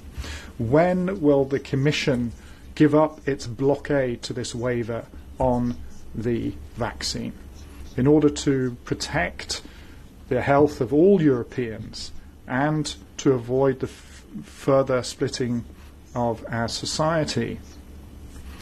The 10 richest billionaires in Europe, let me repeat those figures so you can contemplate them. The 10 richest billionaires in Europe during the pandemic have increased their net wealth by more than 180 billion euros. At the same time, 1 in 5 children in the European Union lives in poverty. And we know that the crisis has affected lower skilled workers, the self-employed, service providers in precarious jobs. They've lost their jobs. And I don't want them, or the southern European youth, or pensioners to have to pay for this crisis. We should have a minimum tax for multinational companies which has teeth. We have to have a comprehensive financial transaction tax that could garner 40 billion euros for our coffers. Tax justice and combating poverty go hand in hand. When are you finally going to make both of these a priority of your work in the Commission, Ms von der Leyen? In the West, we find ourselves, following the defeat of NATO in Afghanistan, in a deep crisis. The policy of military intervention and nation building has disastrously failed, and nevertheless Mr Borrell, the High Representative, is doing nothing more than calling for more armament and more military solutions. Mr Weber, do you not think that the money that you want to invest in the military wouldn't be better spent on combating poverty? The lessons from the disaster in Afghanistan cannot just be that the European Union works on a sovereign policy to work on developing policies, better trade policy, more effective climate protection and humanitarian migration policies. That's how we become a credible and strong actor in international relations. Ladies and gentlemen, to overcome the European stalemate that we see in politics today, we need a new beginning here in this chamber. And to you, Social Democrats and Greens, you are well aware that your ideas of better social security and more effective climate protection are not going to be gained with the current majorities we have in this chamber. Turning to the Liberals, you are well aware that your ideas of defending democracy, fundamental freedoms, cannot be implemented if you continue to have to form majorities with those who cannot form clear borders to the right of their political spectrum. So let us work together on new majorities for social and climate justice, for digital transformation that leaves nobody behind, and for the bolstering of democracy that the Europeans well deserve. Thank you for your attention. Mr. Shirdevan, I now give the floor to Tiziana Beghin per I membri non affiliati. Non-attached members.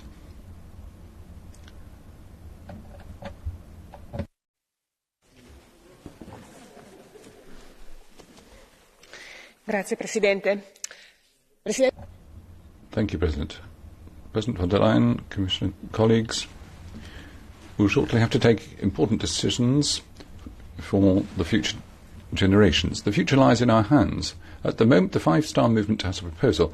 Let's meet Ms von der Leyen and talk together with Giuseppe Conte, who made a vital contribution to the Recovery Fund. Let's establish how the Stability Pact can be turned into a Solidarity and Development Pact. We need sustainable development to save the planet from the environmental disaster. We need technological development to help our firms compete on the world market. And we need to develop rights, because in too many parts of Europe, they're being denied. The Commission can propose amendments to the budget to reflect the impact of the pandemic. We need a new pact to replace austerity with the word solidarity. Let's adopt a European minimum wage. Let's strengthen our common foreign and security policy, because our citizens can see our model as one to be followed by others. If Europe had only half the courage to be that amazing champion had, then we'd be halfway to solving our problems.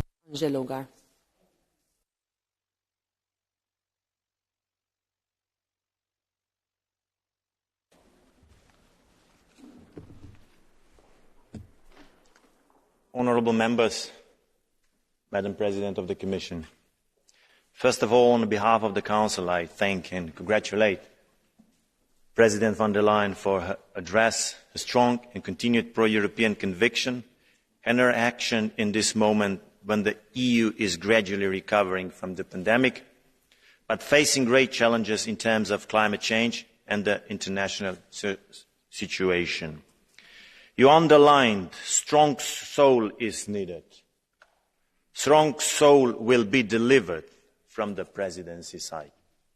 We continue to be guided by the Strategic Agenda 2019-2024 And in my view, the Slovenian presidency priorities fits perfectly well with President von der Leyen's address today. During our presidency, we are focusing in particular on building up health and cyber resilience, and also highlighting the need to ensure resilience to any type of crisis. COVID showed that in the time of crisis, the internal market and the four freedoms come very fragile. Therefore, I believe that further strengthening of the single market must stay in our focus, and an unhindered functioning of the internal market is of key importance for the European economy. Regarding the health union, intensive work between the Council and the European Parliament is ongoing. The Council is working towards achieving final agreement on the three proposals in the package by the end of the year. We certainly need to use this political momentum and to show our citizens that together we are building a more resilient union that will be better prepared to cope with future health crises. We are welcoming the HERA proposal published yesterday. I can assure you that the Slovenian presidency will make every effort to advance negotiation. We see the HERA proposal in complementary with the health union package. Ladies and gentlemen, let me use this opportunity to thank the European Commission for a strong leadership in the past year that brought us to a point where a successful vaccine rollout has contributed to a stabilisation of the epidemiological situation. Nonetheless, due to the vaccine hesitancy in many countries, as well as the threat of variants, we will need to remain cautious. Application of measures to curb the spread of virus will be with us for some time to come, as with the need for coordination of COVID-related measures. We intend to continue to ensure a coordinated approach. Vaccine sharing with countries most in need is an important gesture of solidarity. As Presidency, we will therefore also do our best to contribute to an accelerated effort as regards EU vaccine donation to third countries. Dear members of the European Parliament, Prime Minister Janša addressed you in this hemicycle in July and stated that, I quote, the most important thing for our short-term future is to stop the pandemic and recover economically as soon as possible. The virus had put a halt on social life and the economy for the greater part of 2020 and 2021. It is estimated that COVID-19 took away more than 5 million jobs in the first half of 2020. The EU economy has shrunk by 6%. Yet, in the second quarter of 2021, we see a remarkable recovery across the EU. This recovery must include the green and digital transition. Allow me to stress the proposal on digital services and digital markets. The Council is working on both acts intensively, and we aim to agree Council's position by the end of the year. As Mrs. von der Leyen stated today, digital is a make or break issue. The Presidency can only applaud to the announcement of building a new EU chip ecosystem and new Cyber Security Act. I would like to thank the Commission for the tremendous work on the Fit for 55 package. In a very short time, you presented a huge legislative agenda across EU policies and with far-reaching impact on our economy, industry and our way of life. All of this is also very important in light of our preparation for the COP26 in Glasgow. It is never easy to change our societal and economic patterns, even more so if this implies higher costs for our citizens. Therefore, the social consequences of this transition have to be properly addressed. So we complement the announcement of new climate social fund. We will work together with the Commission to ensure that the Council swiftly endorses the necessary acts for the adoption of the national recovery plans of the remaining member states and the disbursement of funds. These are essential for recovery. Since the beginning of the Slovenian presidency, we have been able to approve 18 national plans. I am convinced that this will provide additional boost for the European recovery. Ladies and gentlemen, all of these topics, plus rule of law, strategic autonomy, global action, migration and asylum pact, European Defence Union, all these will determine our future and the future of the next generation for decades ahead of us. This is why they are part of the Conference on the Future of Europe discussion, managed jointly by the European Parliament, European Commission and Council. We should be able to ensure that we engage with and listen to our citizens in search to answer the question in what kind of Europe they wish to live. These discussions should go far beyond the Brussels bubble and far beyond our capitals. I am glad that the First Citizens panel is about to kick off at the end of this week. It is also important that when debating the future of the EU, we also look beyond current borders. The process of enlargement is taking place. The region of Western Balkans has EU perspective. As Presidency, Slovenia pays special attention to the Western Balkans. The EU-Western Balkans Summit will take place in Slovenia in October.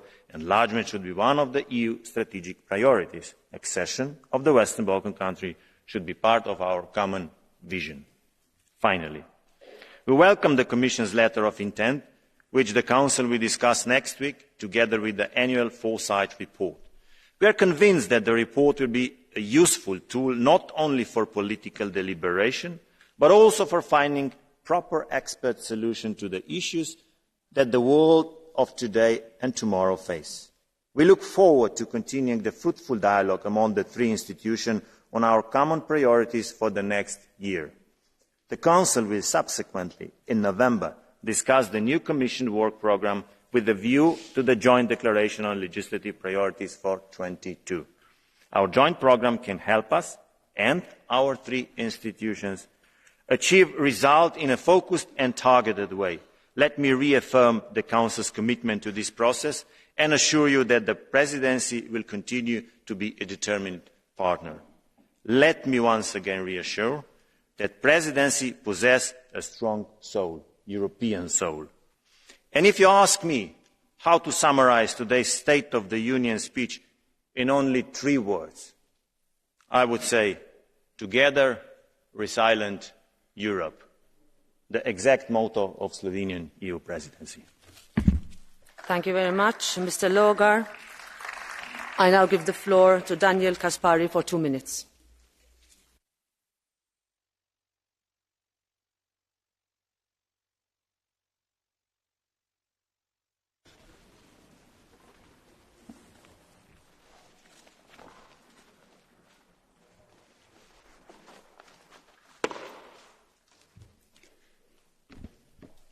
Sehr geehrte Kolleginnen und Kollegen, colleagues, the Commission President has very clearly set out the situation. We have kept our promises. In the summer, all Europeans received the offer of a vaccine. The short-time working support has guaranteed jobs for thousands of families. We have created the Corona Recovery Fund.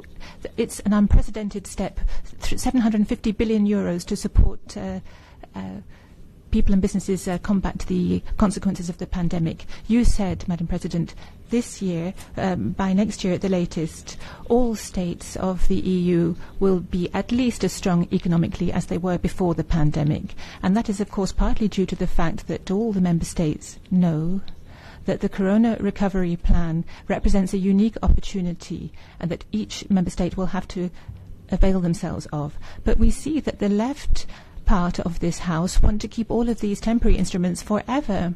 The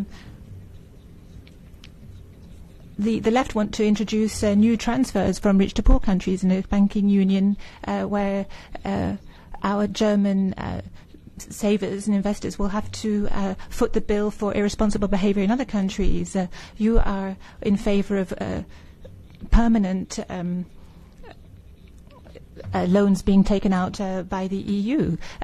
You want to turn the European Stability Union into a debt union. You want to take money away from some and redistribute to others and tell people what they need for them. What we want is something different. We want a Europe of solidarity, of freedom and of assuming one's own responsibilities. A Europe that protects people and offers them opportunities. We want a union that is always shows solidarity in need, but rewards performance and asks people to take responsibility for their actions. And that is the difference between our stability union and your debt union.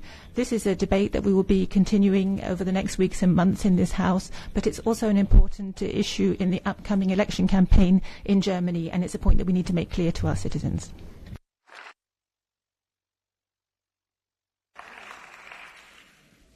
Muito obrigado. Thank you.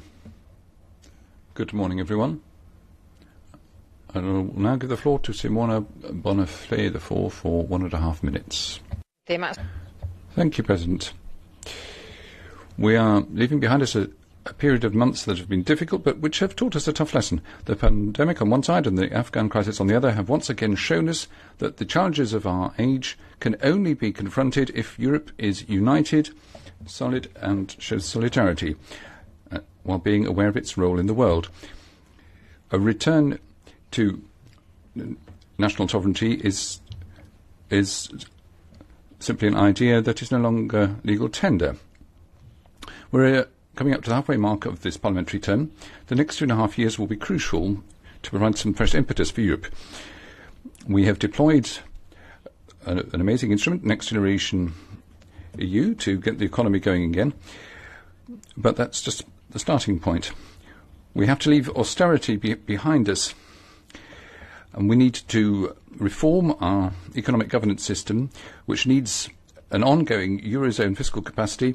And within the European semester, we need to include the UN Sustainable Development Goals, the Green Deal, and the social pillar. Europe, if it's going to show more solidarity, cannot turn aside from the pain of the Afghan people, as we have been doing, with just having humanitarian corridors. We're seeing selfish movements which show that we can only move ahead if we finally have a true European foreign and defence policy. President von der Leyen, as we were saying, if something seems impossible, you can do it. So we're looking to you to show leadership to Europe. Thank you. Malik Osmani is the next speaker for 2 minutes. Dear Madam President, dear colleagues, as we start a new political year, we look back on a turbulent summer. We are still coping with the corona pandemic. The American retreat from Afghanistan brought the Taliban back to power and fears back in the eyes of women and girls.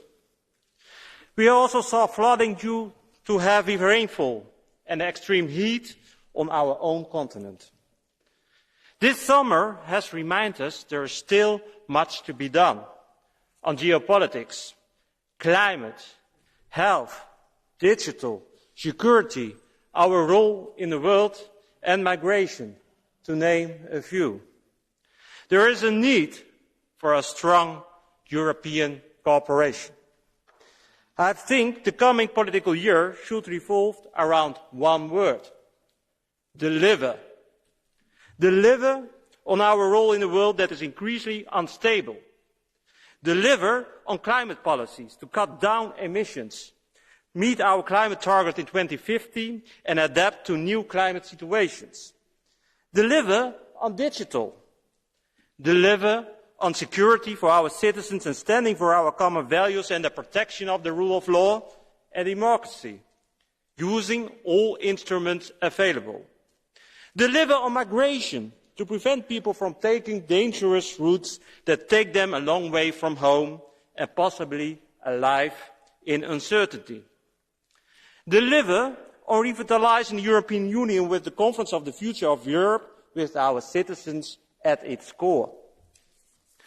Dear Madam President, your Commission is almost halfway, and the next half must be about delivering.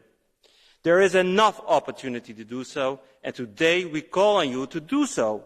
Not only words, but action and implementation. And in your introduction, you mentioned also that you already have delivered, but for a new Europe, it's not enough. But let me also turn to my colleagues. We, as European Parliament, also have to deliver to meet the expectations of our citizens. Last week, we as Renew published our roadmap in Paris for the coming months and extended our hand to all those in the European Parliament that want to deliver. Let me ask you all, are you ready to take that responsibility with us like a parliamentary majority and deliver on all of those important issues. We as Renew are ready, and it's time to deliver, to deliver, deliver. Thank you.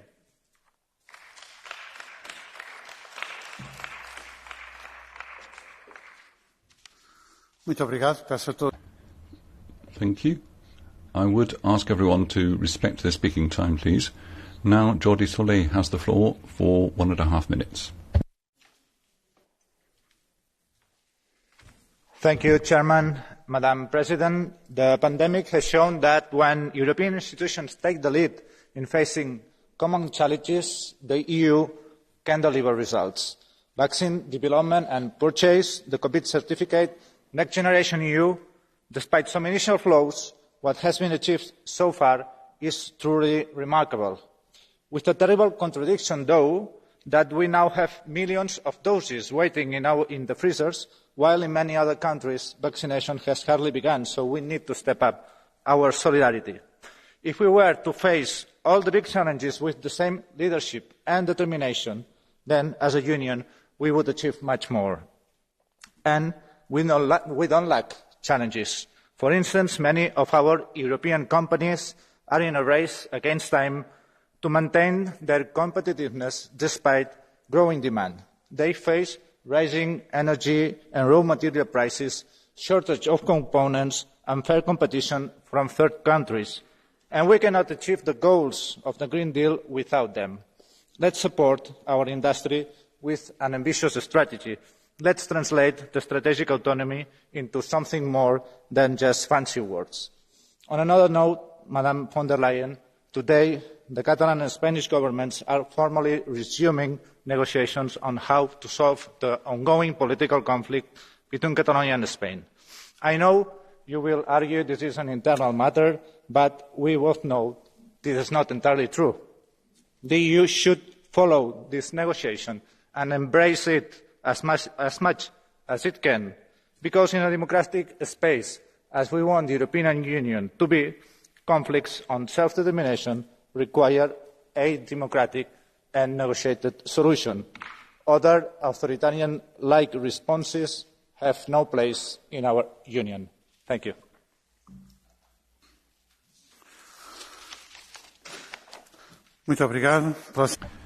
Thank you. The next speaker is Nicolas Bay for 2 minutes.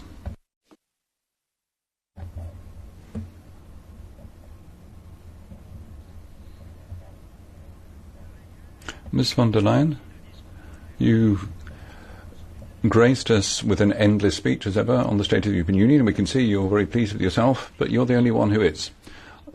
As far as migration is concerned, 2015 had already showed the failure of the European institutions. Today, the situation is ever more disastrous, and pressure on external borders is growing. Lithuania and Poland are facing hybrid aggression manipulated by foreign powers. They're responding with tough measures. Are you finally going to give them clear support rather than defending your migration and asylum pact, which adds a lax approach to your impotence? When it comes to Turkey, Europe is prepared to give Erdogan the upper hand. What those who think that the European European political model can be exported around the world have seen that that's a failure. We need to organise the hosting of Afghan regions in the surrounding region. In no circumstances must we allow them to come to Europe. We have to put Pakistan in the dock. Pakistan enjoys economic advantages from Europe, and it owes us something. You said that it's our responsibility to host Afghan refugees. No, your responsibility is to keep Europe and its citizens safe and stable. And I'm amazed to hear some saying that the Taliban are being inclusive and we might actually give Afghanistan some money. So the leaders in Brussels are prepared to talk to the Taliban, but they're trying to stigmatise Poland and Hungary. We can see the rule of law being used as a fig leaf to impose social ideas having an impact on people's health and family life. The measures taken against Poland and Hungary with this conditionality clause are showing that post-COVID-19 aid is being used to apply political pressure. You're already carrying out a political trial of Poland and Hungary, basically. The European Union is in a very parlous state. Muito obrigado. Próxima. Thank you. The next speaker is Beata Szydło. She has 2 minutes. Panie Przewodniczący, Szanowna Pani Przewodnicząca, Szanowni Państwo. Thank you very much, President, ladies and gentlemen. We're looking at what the state of the European Union is. Well, we can say that the facade of the European construct is nice. It's been nicely painted, colourful, but within the walls there's chaos that reigns. And the European institutions are taking decisions again and again that don't fall within their treaty rights. We have to go back to the foundation of our common European house. The Christian values, tolerance, equality, all that goes with that. The President quoted Robert Schuman on several occasions, and I would say as well that the Founding Fathers deemed this foundation to be important too. Hence my question, on which treaty basis, but also moral basis, does the Commission believe it can punish voivodeshafts and regions and municipalities who are defending Christian values? Which articles in the treaties allow the rule of law to be linked with payments from the common purse? Where does it say that arbitrary decisions by an individual official from the European Union can decide as to whether the legal system of a given member state is in keeping with European law or not, when that is the right and sole right of the sovereign member states? Because Europe is here for the Europeans. It's our European house. It should serve the Europeans, not the European institutions, which are trying to grab more and more of this European house. Thank you. Muito obrigado. Thank you. The next speaker is our colleague Sierra Rego for 1 minute. Gracias, Presidente. Thank you, Mr. President. Ms. von der Leyen, I understand that you want to tell us that everything is just fine and dandy, but of course it depends on what your bank accounts tell you to see whether it's fine or dandy or not. I mean, maybe the pharmaceutical companies are happy with their profits. We are following an extreme right migration strategy, which is giving riches to the few and not serving our population. We're not meeting the Paris Accords objectives. Most people in Europe are not seeing positive results. People have lost their jobs. People who can't pay their electricity bills. Open arms, the NGOs who are fighting to save the lives of migrants trying to cross the Mediterranean and those who are trying to stop climate change. Let us not congratulate ourselves on what has been achieved. Let's remember that the breeding ground for the extreme right is this inequality, this poverty and this fear which has been provoked by the right-wing policies we've been pursuing in Europe. Thank you. The next speaker is Tomasz Deutsch. He has 1 minute.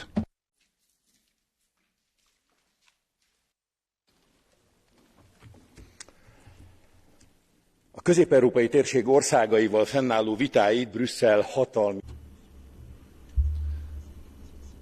Brussels is having debates with the countries of Central and Eastern Europe, and then Brussels tries to decide this using force. That's not acceptable. Of course, we're talking about mainstream ideologies, and they look at us in a patronising fashion with their colonialising ideas. They attack us. About 60 million Eastern Europeans are being attacked, but we don't complain. What Brussels is doing is you are abusing your power. You're trying to foist something on us. Your ideas about LGBTI rights,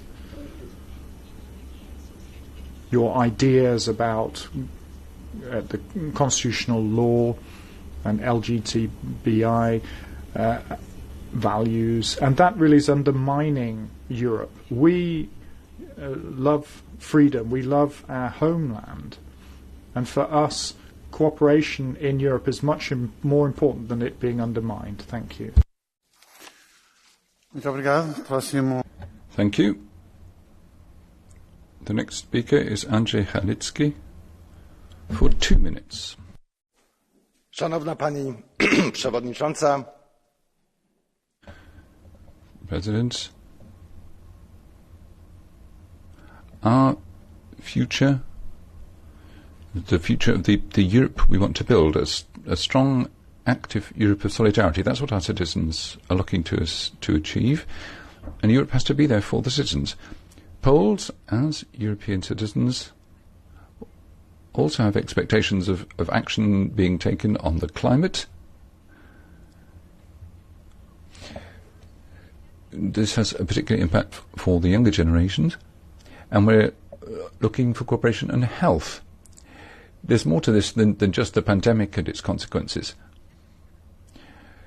We've set up a special committee on cancer in the European Parliament. These are things which are truly of interest to our citizens. But then again, there's the question of the rule of law.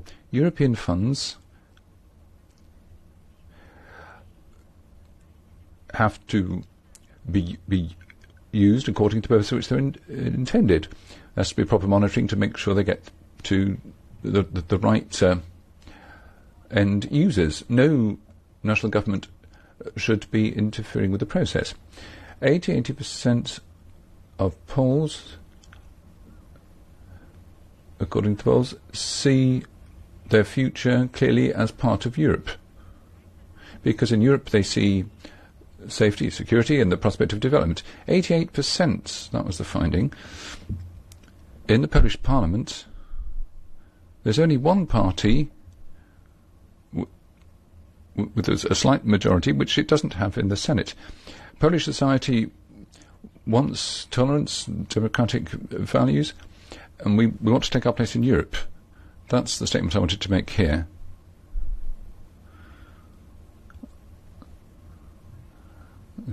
For the government too, I wanted to say this to the European institutions. We want a Europe with more solidarity. Thank you. I'll give the floor now to Peter Markish for 1.5 minutes. Dear colleagues, dear Madam President of the Commission, the Porto Social Summit was not a beauty contest. That means that from now on we must take every chance to implement the social pillar objectives in Europe. We need a reduction of poverty to be at the forefront of European policies. Unfortunately, I have to say I didn't see it high up in your priorities today. That is why this group is clearly calling for an anti-poverty law in Europe, with clear binding targets to improve the lives of millions of people. Is the Commission ready to respond to such a strong commitment, Madam President? Moreover, we need all resources we can get to fight poverty and inequalities. We need economic reforms and rules that push for green and social investments to pursue sustainable well-being for all. That is also why we pushed for the recovery plans to focus on the social conditions. The Commission must ensure that this is a true priority, because we were not in Porto for the photos or the beautiful weather. We were there to make a difference for the future. If you were also there for the same reasons as we did, this is the time to set your priorities correctly, Madam President. We want the end of extreme poverty to become one of your biggest endeavours. We cannot be clearer on this matter from the side of our political family. Thank you so much.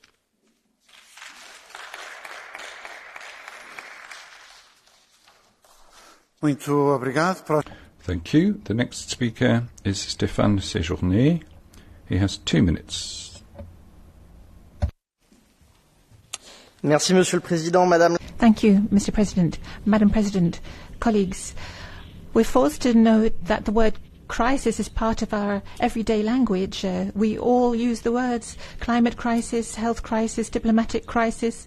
So we have a twofold responsibility. We have to show our citizens that Europe can rise to the challenge of these crises, and we have to go further to defend the European model.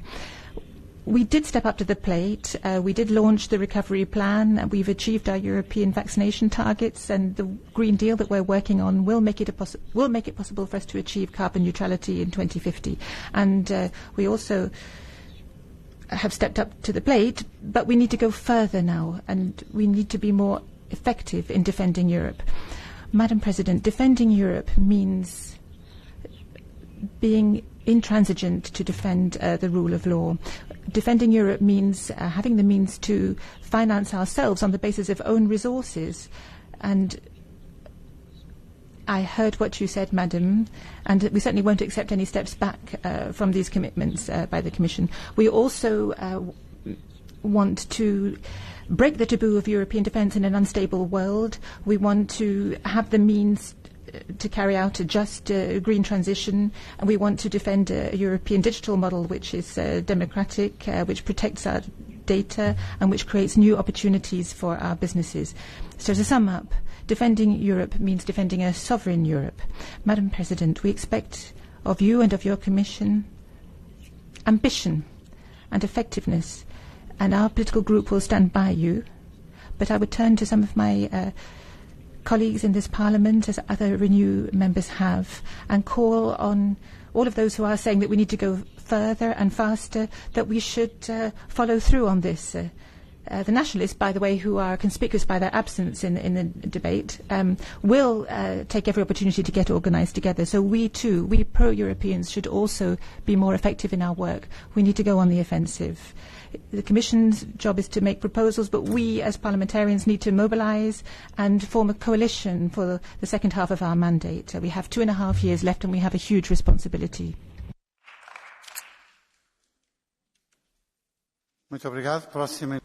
Thank you. The next speaker is Anna Gavazzini for 2 minutes.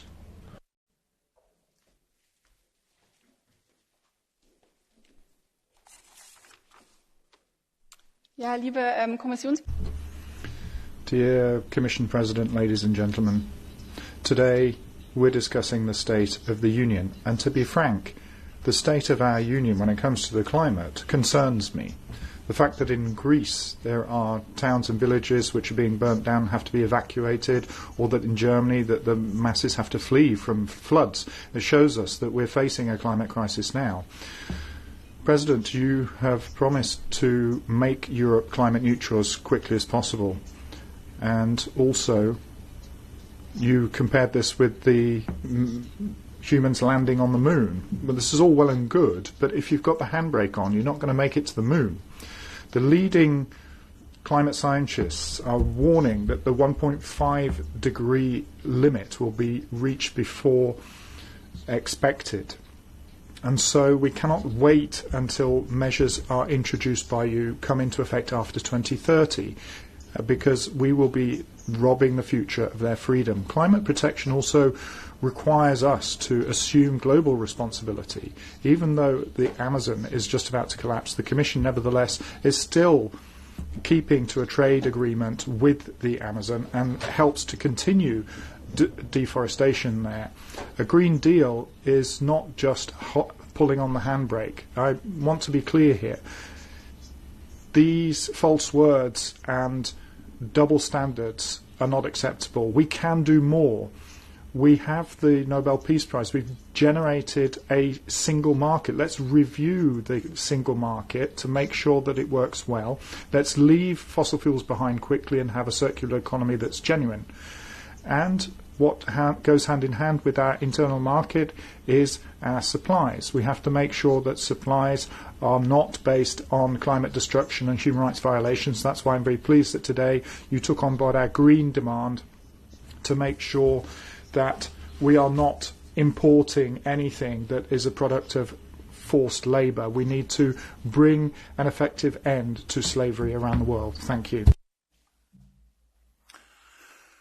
Muito obrigado. Thank you. The next speaker is Jaak Madison for 1.5 minutes. Suur aitäh, austatud istungi juhataja, austatud proua von der. Thank you, Mr. President. Thank you, Madam von der Leyen. The Green Deal and the Commission Fit for 55 package are what you are offering to save the world. I understand that the Commission may well genuinely believe that 500 million inhabitants of Europe can alone turn back the tide, but China and India and other states don't share in your Green Deal and your Fit for 55 ideas, yet the Europeans are paying for all of this. I think it will all lead to nothing, and it won't save the climate. As others have mentioned, recently in Estonia we have reached new highs in electricity prices. If we keep on taxing kerosene and other fuels,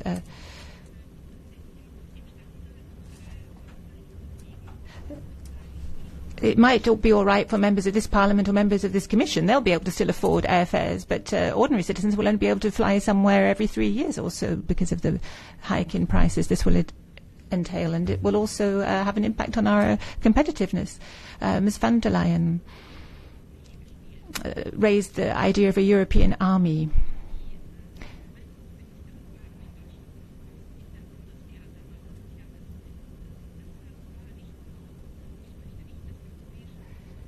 I don't want to repeat mistakes of the past. I don't think the European Commission should be deciding on the army. There should be something for the Member States, and the Commission should keep its hands off. Thank you. The next speaker is Jorge Mujer Villalba for 1 minute. Gracias, Presidente, señora. Thank you, President. Ms. von der Leyen, despite your triumphalist discourse, there's no one to blame now. Electricity prices are shooting up. Costs are going up for firms. Now you've announced a new reduction target of 55%. Your proposals are not going to protect Europe's borders, and the mafia organisations are still going to be dumping people on us. You're not shouldering responsibility in the COVID crisis. You and China have been encouraging these investment arrangements which are destroying European industry. All you're trying to do is get more power in Brussels in this conference. And you preach to member states. You're castigating the Hungarian and Polish people, forgetting the Commission is at the service of the member states, not the other way around. Now you are talking to the Afghan Taliban, having painted a sorry picture in the eyes of global public opinion. You're taking this dirigist approach. We're still preaching in the desert, despite your jokes and your reproaches. We'll be out there on the streets. Thank you. I'll give the floor now to Nikolai Willumsen for 1 minute. Dear President, Ursula von der Leyen, you talk about the need for a socially just transition, but what is the reality?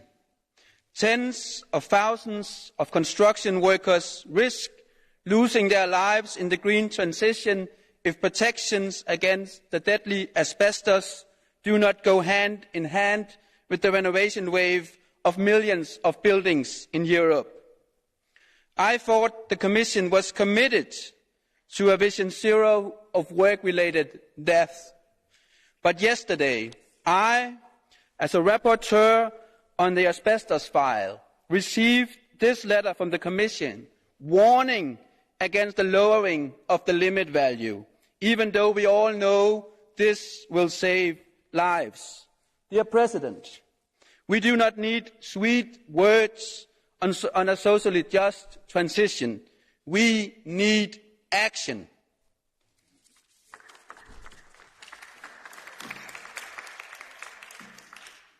Muito obrigado. Próximo. Thank you. The next speaker is Grotos Papathakis for 1 minute.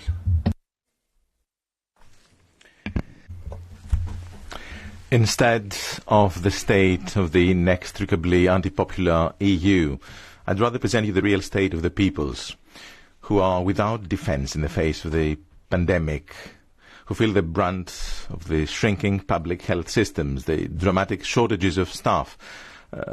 Precious infrastructure is sold out to the private sector for profiteering. And then we have the recovery fund, the quote-unquote green deals. All this is paid by the peoples at the end of the day, with working conditions from the Middle Ages, telework, redundancies, uncertain pensions, with quote-unquote green and digital taxes, with skyrocketing cost of living. And at the end of the day, governments like the Greek government pay at the end of the day with the people's money. And then they use this money to brandish the flag of war all over the planet, with or without the US and NATO, leading people to flee their countries. So growth for the many is a myth. It's growth for the few, suffering for the people. Only organized struggle can bring about modern people's rights, to upset the prevalence of capital and disengagement from the EU. Muito obrigado. Thank you. Next speaker, Sigrid Muresan. 2 minutes.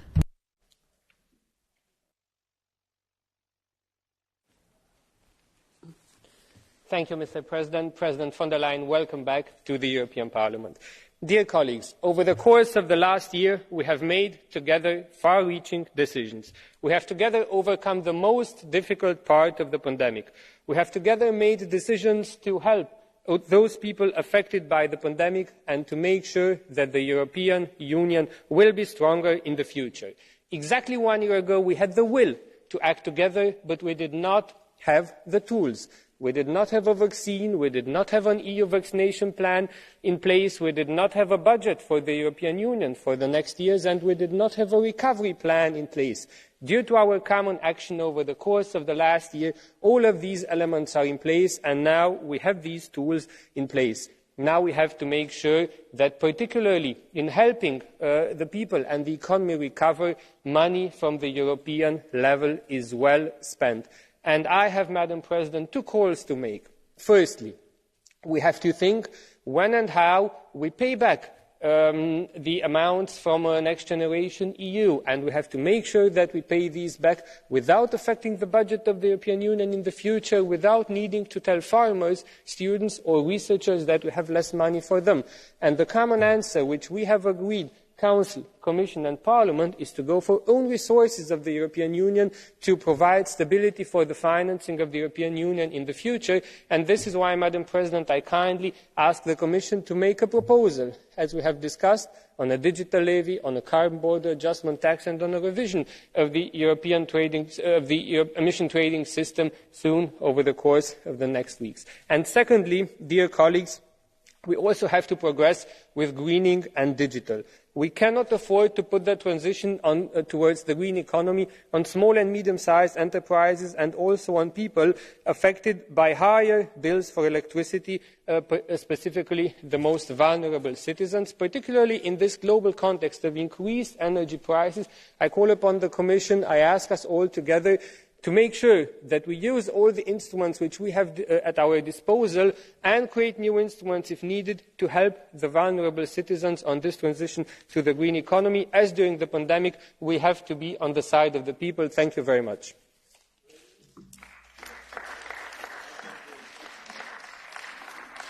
Muito obrigado. Thank you very much. Next speaker, Madame Hélène Fritzon, 1.5 minutes.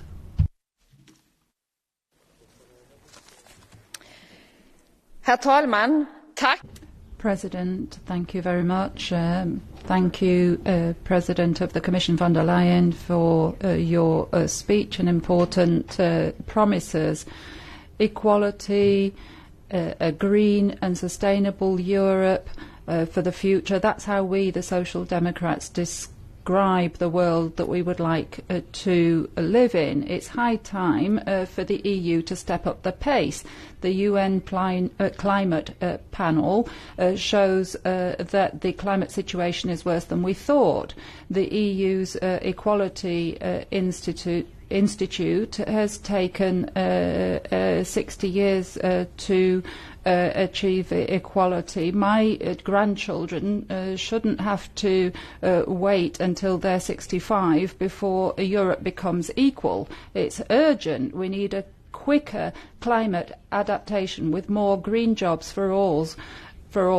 1 in every 3 women in Europe today does not have a job. We need to strengthen equality between the genders. A directive on violence against women needs to prevent women from suffering violence.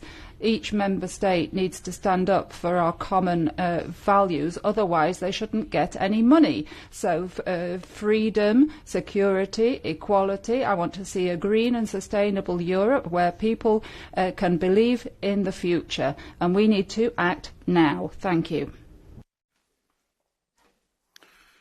Thank you. The next speaker, Mr. Luis Garicano, 2 minutes.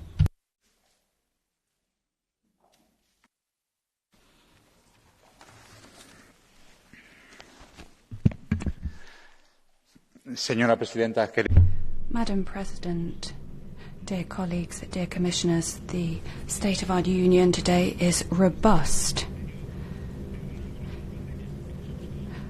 We're in the midst of a pandemic which cost us so many lives, but the citizens did their bit to save lives.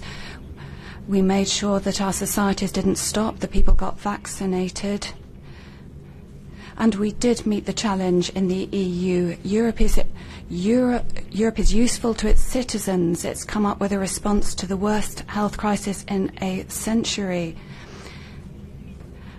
Now, we have 3/4 of our population vaccinated. That's more than in the UK and the US. We're seeing economic recovery. All European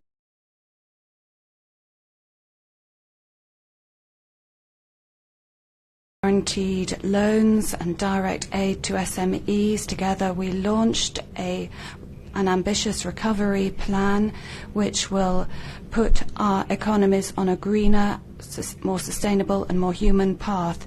In Spain today, there are many people who are alive thanks to the vaccines bought by the European Union. In Spain, there are many people who have kept their jobs thanks to the short-time working and furlough schemes financed by the EU.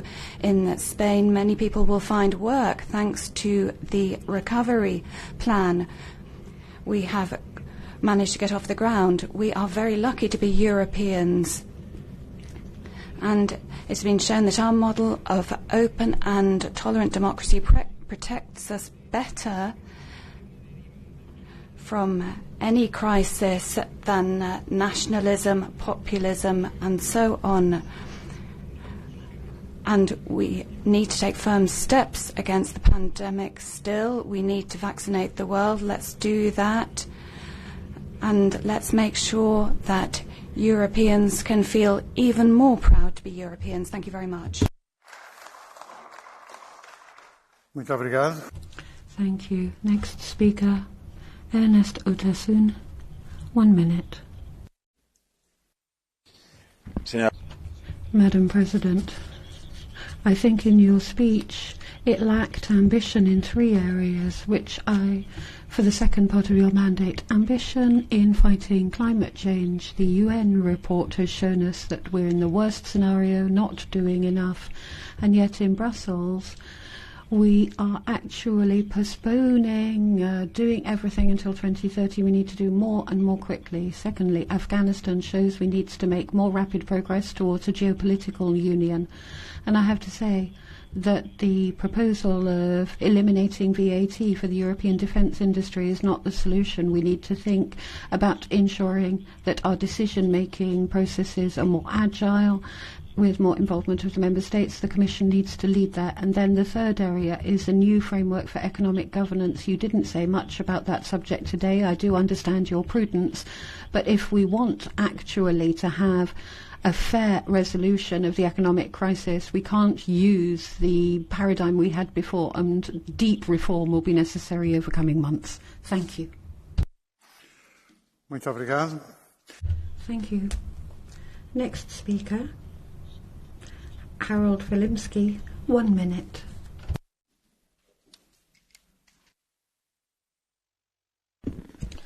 Thank you very much, ladies and gentlemen. For the 11th time, we have the State of the Union report, and it's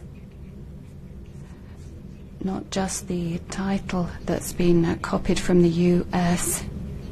We see that there is a development towards centralism like the model of the US. That is the attempt that is being made. This is wrong.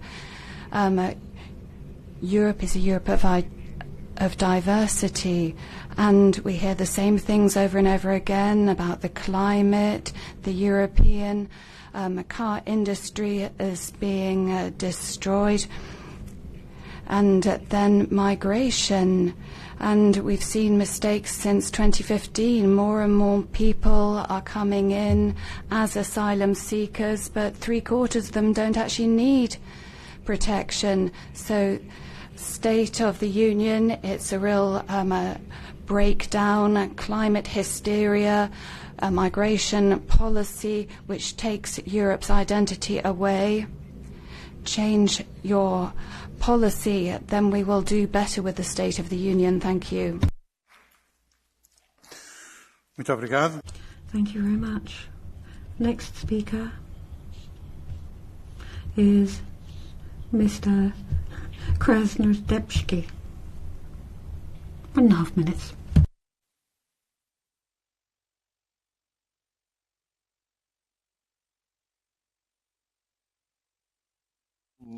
Ale jak mi się wydaje, pominęła jeden fundamentalny problem. There is one problem that was omitted. This is something that is of grave concern to us and may determine the future of Europe. There is a lot of doubts whether the Commission is acting legally based on the treaties. Article 13 says that every institution must work within the framework provided for in the treaty. However, we are witnessing the process where by Commission and Parliament are broadening their competences at the expense of Member States, meddling with their legal systems.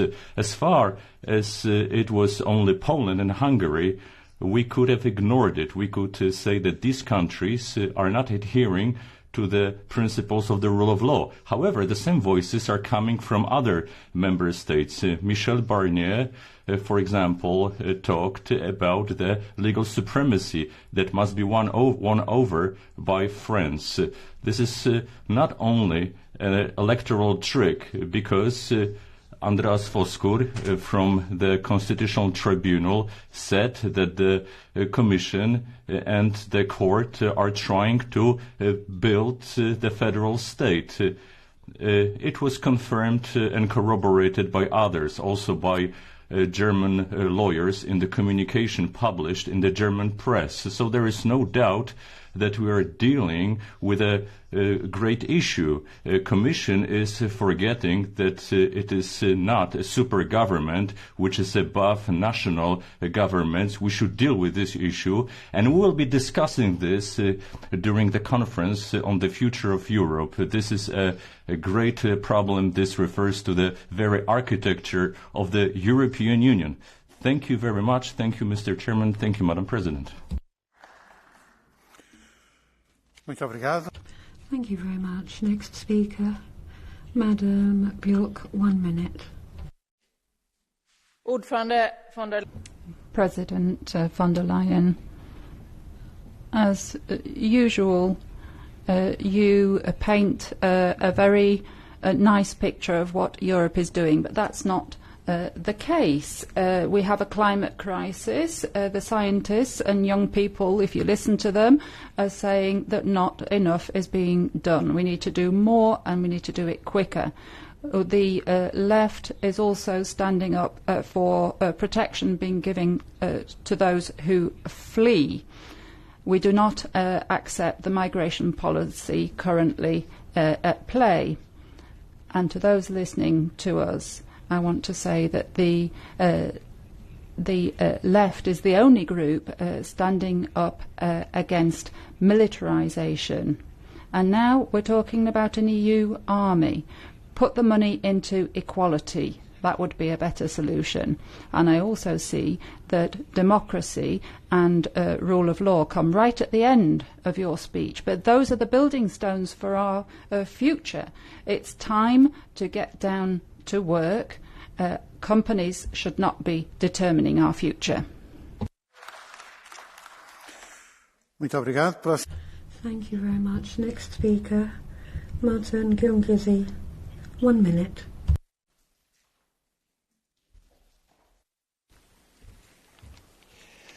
Madam President, colleagues, firstly, I would like to compliment the Commission for the extraordinary achievement of tackling the enormous challenges of the pandemic. Regarding our economies, the recovery facility proved to be a strong tool to ease the strain of member states. As the latest surveys show, a big majority of our citizens have faith in the facility. But 85% also expect transparency and effective control on the use of such funds.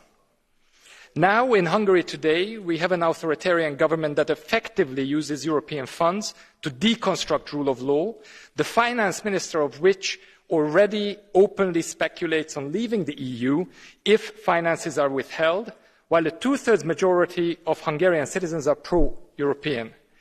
These are the desperate cries of a crumbling regime.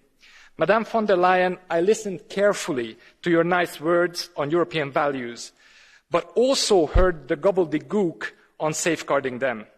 You have a clear mandate, you have an instrument, the rule of law mechanism, which is effective as of 1st of January. Please use it. Thank you. Muito obrigado. Thank you very much. Next speaker, Deleuze Montserrat, 2 minutes.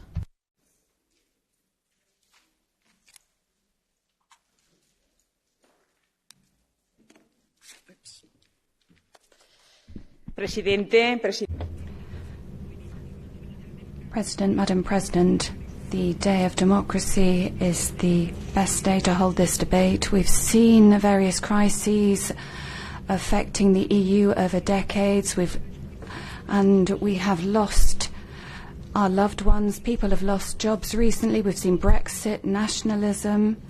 These are examples of false promises which make the present worse. We need to move towards a better future. We need to avoid opportunism and separatism. That weakens us. The Afghanistan crisis is a humanitarian crisis. It is a step back, and this should be a turning point for Europe. We need to focus on defending freedom in countries such as Cuba, Venezuela, and Nicaragua. We need to have a better response in external policy, and we need to make better progress in the field of defence. Otherwise, Europe will be vulnerable and dependent on other global actors. And We've seen exemplary leadership with vaccination. We have acted in a spirit of brotherhood. We need to be vigilant in terms of ensuring efficient and transparent distribution. We need a Europe creating opportunities and high-quality jobs. It'll be a challenge to reach an agreement on migration and to protect the rule of law and the independence of the judiciary. And we represent these values, but we need to have means to defend these values. Otherwise, we will be betraying our great legacy. We don't want the EU to end up as an empty shell which cannot offer a better future to our children. The EU must continue to be in the vanguard, in the forefront in the world. Thank you. Thank you very much. Next speaker, Biljana Bojan, 1.5 minutes.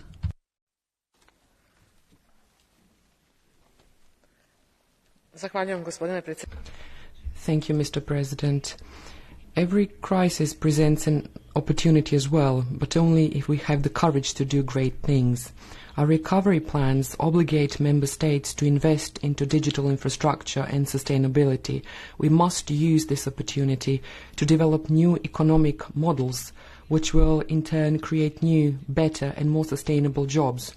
However, we must not disregard the social dimension of the recovery, because in most EU member states the prices are rising while the salaries remain the same. We must not forget that some have largely profited in this crisis. Large multinational companies, notorious for not respecting the rights of their workers and our right to privacy, have gained big money. However, they are still skillfully avoiding paying tax. It is unacceptable that digital giants are paying a tax percentage which is multiple times lower than that of, for instance, SMEs. We must strike a global deal in order to do away with tax havens. We cannot allow that big players are not made to pay over 825 billion euros per year, while our citizens regularly receive warning letters. Citizens should not be the ones to pay for the consequences of the crisis. To conclude, this crisis has shown that there is no going back. There is no going back to austerity measures. The SURE mechanism has proven to be very successful in fighting unemployment. EU rules should be revised in order to reduce disparities between the rich and the poor. Thank you. Muito obrigado. Thank you very much. Next speaker, Michal Šimečka, 2 minutes. Thank you very much, Mr. Chair, Madam President. I want to say that you're indeed right that the EU has weathered the past year better than many had expected. We caught up on vaccination rates with the leading countries around the world, and our economic recovery is underway. Of course, we still have ways to go to defeat COVID both in Europe and abroad, but the EU has indeed proved many of its doubters wrong. Looking ahead, though, what myself and many of my colleagues are especially concerned is the continuing democratic backsliding in several member states. President von der Leyen spoke about various ambitions that the EU should pursue, from healthcare to military capacity, from climate change to social policy. And of course I support all these ambitions, but the success of any of these future projects relies on a shared set of principles and values. None of these programs that the President outlined will be successful, will work well in the long run if the European Union turns into a disjointed club of democracies and other regime types. Because the trust we need, the mutual trust we need to sustain these initiatives, and of course the shared sense of purpose to drive them, will evaporate if this is not the case. Because what we're seeing today, the suppression of critical voices, state-sponsored hate campaigns, attacks on independent institutions, all of this suggests that some of our members of our community are increasingly drifting away. And the EU, of course, must recognise that the orchestrators of these illiberal developments are first and foremost governments' elite, while citizen support for the EU remains very high in both Hungary and Poland. This is why the European Commission needs to take action as we have called for. It needs to put a fight for its values. Because if we don't, we will never have the political strength and the cohesion to move forward with these ambitious projects. Therefore, President von der Leyen, rule of law and democracy is not just another agenda among many. It's not just another box to tick, not just another paragraph in a speech. It's a precondition for anything else we want to do together. Thank you very much.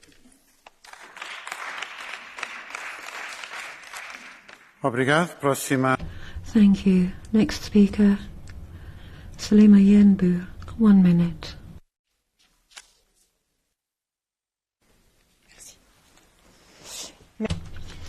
Thank you, President. Madam von der Leyen.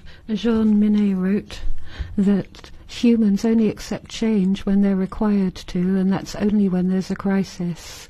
We have such conditions now, so it's a time for change, Madam der Leyen, but also for audacity and courage. Let's take a look at the European project. It was very daring, but it required people to listen, to dare, to change, and I think that's what we need now, and for you to surprise us and yourselves. You're not on your own. The European Parliament will support you, but will also criticise. The Conference on the Future of Europe is a contribution which moves more towards more Europe, and I am open to developing an inclusive green European identity along with our young people, and to launch future cultural diplomacy which will rival that of China and the US.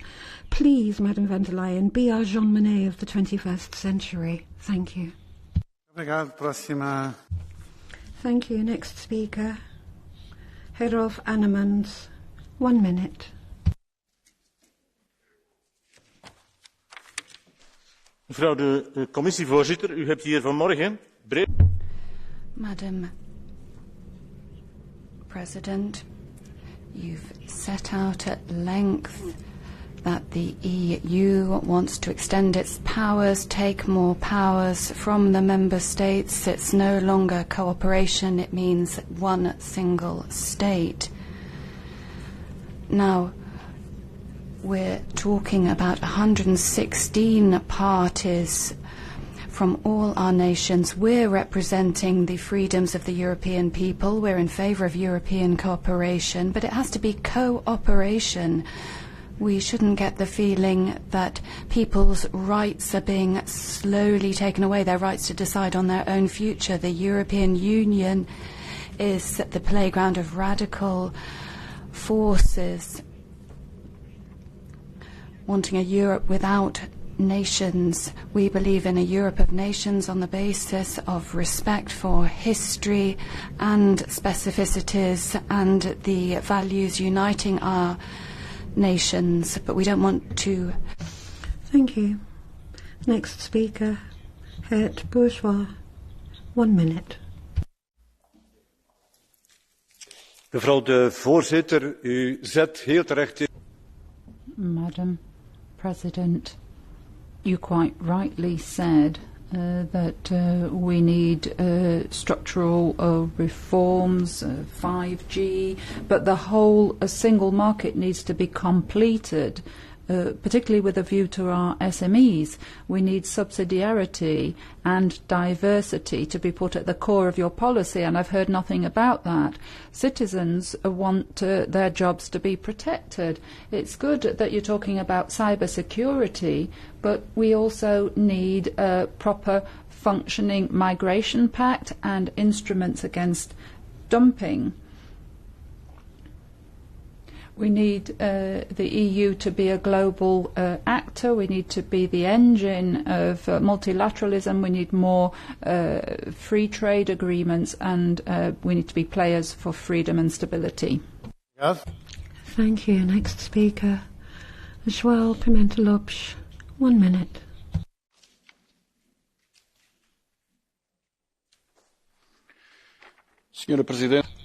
Madam President, we've had a testing year. When faced with the pandemic, we've seen the defense of pharmaceutical companies, even when it came to trying to lift patents. Now, European funds are used, but conditions are set by the EU rather than depending on the challenges and problems that the member states have. even countries with deficits like Portugal. Then we have the Stability Pact. What we should be doing is ensuring that we have better public services, particularly in health. We would like to derogate from this pact. Now, convergence on backsliding is something we don't want. The green transition does require deindustrialization, but also more jobs. We need a CAP which includes fair involvement of all whilst increasing production. But our policies, unfortunately, don't seem to be serving the people, particularly the people of Portugal. Thank you. Thank you very much. Next speaker is Clara Ponsati Obiols, 1 minute.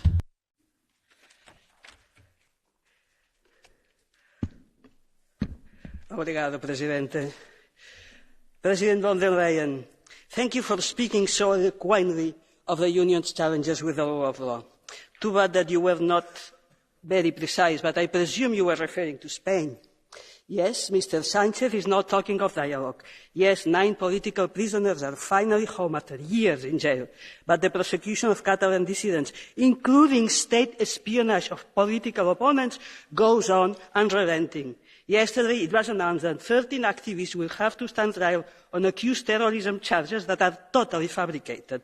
So, what is Mr. Sanchez's proposal? Political and cultural repression, economic suffocation, submission. But the Catalan people will not give in to fear. On Saturday, hundreds of thousands marched on the streets of Barcelona. Their message was loud and clear. We Catalans have the right to self-determination, and we voted to be independent on October 1st, 2017. No other political movement in Europe mobilizes popular support and has the resilience of the Catalan cause. In spite of Spanish repression, in spite of the institutions of Europe's indifference, we shall overcome. Thank you very much.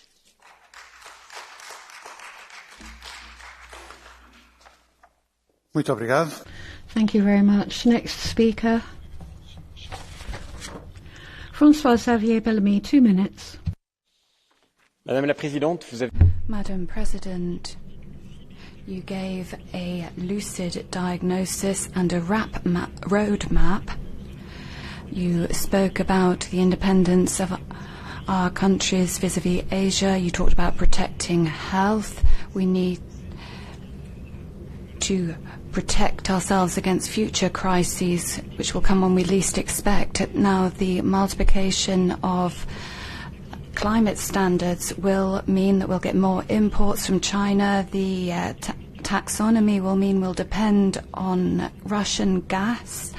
And a Commission study shows that its own cap will reduce production, which will be a disaster for our farmers, for our agriculture. Now, you want to stop products of forced labour being marketed in Europe. Why are you signing an economic agreement with China, which still hasn't ratified its ban? You seem to show powerlessness vis-à-vis migratory flows. What about the Frontex mission? You're talking about your support when it comes to migration, but millions are going to Erdogan, and Commissioner Johansson said that the Commission did not finance walls or barriers. Now, we listen with interest to what you were saying about VAT exemption for the defence industry, but there are major difficulties for funding that sector, and the European Directive on Working Time creates major legal insecurity for all the European armed forces. And a word for youth now. They have been sorely tried, and it's a bit of a shame to call 2022 the year of youth after the 750 billion of debt handed down to our young people the year before. We need to have the means for Europe to master its destiny. Next is Marek Belka for 1.5 minutes.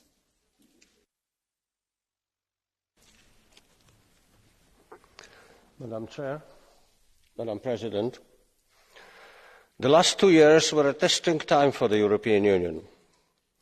But here we are still standing. However, the next year must bring us decisions on various important topics. First, how to reform Stability and Growth Pact. In the short term, we still need to address the health, social and economic consequences of COVID. Yes, we must return to stability criteria, but this requires a transition. A premature withdrawal of stimulating measures will only harm our economies. In the long term, the fiscal rules need to change so that they will not kill investment and growth. We have a pandemic behind us and digital and climate transition ahead. An ambitious focus on a digital and green revolution needs flexibility in the rules, and this is what we will insist on. From the trade perspective, we expect the Commission to be engaged in the process of reactivating the negotiating function of the WTO, ensuring the proper functioning of the dispute settlement mechanism, and making sure that we can better address future value chain distortions. Finally, we insist on the introduction and implementation of the mandatory due diligence rules aimed at all companies in the EU market which actions cause harm to the environment, workers and human rights. The upcoming year should bring us change. We hope that with this Commission it will also have a social dimension at heart. Thank you. Thank you very much, Mr. Belka. Next is Zita Sharanzova for 2 minutes. Vice President, the floor is yours.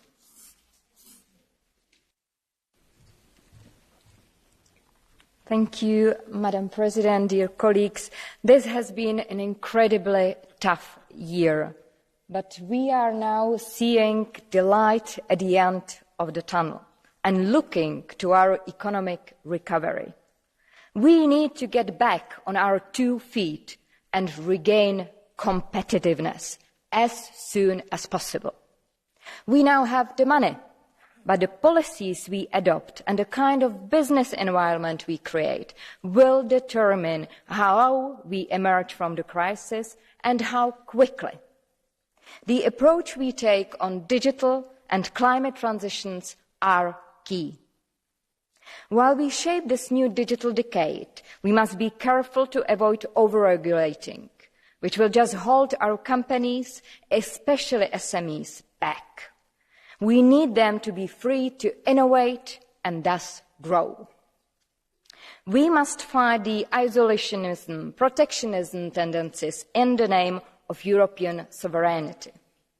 We can be strong and open to the world. We can have strategic crisis reserves, but still be open to free trade and open industry. Without a global alliance, we will just fall more behind other world powers. Now is not the time to hide, but to get into the game. We all want to protect the environment, but we have to take into account the impact on the lives of our citizens. It was a mistake to include private houses in the ETS, and we need to fix it. The policies we adopt in Brussels must be about making lives better, both for our citizens and our businesses. We must make policy with and for our citizens, not against them. Thank you very much. Thank you very much, Ms. Sharanzova. Next is Bas Eickhout for 1 minute.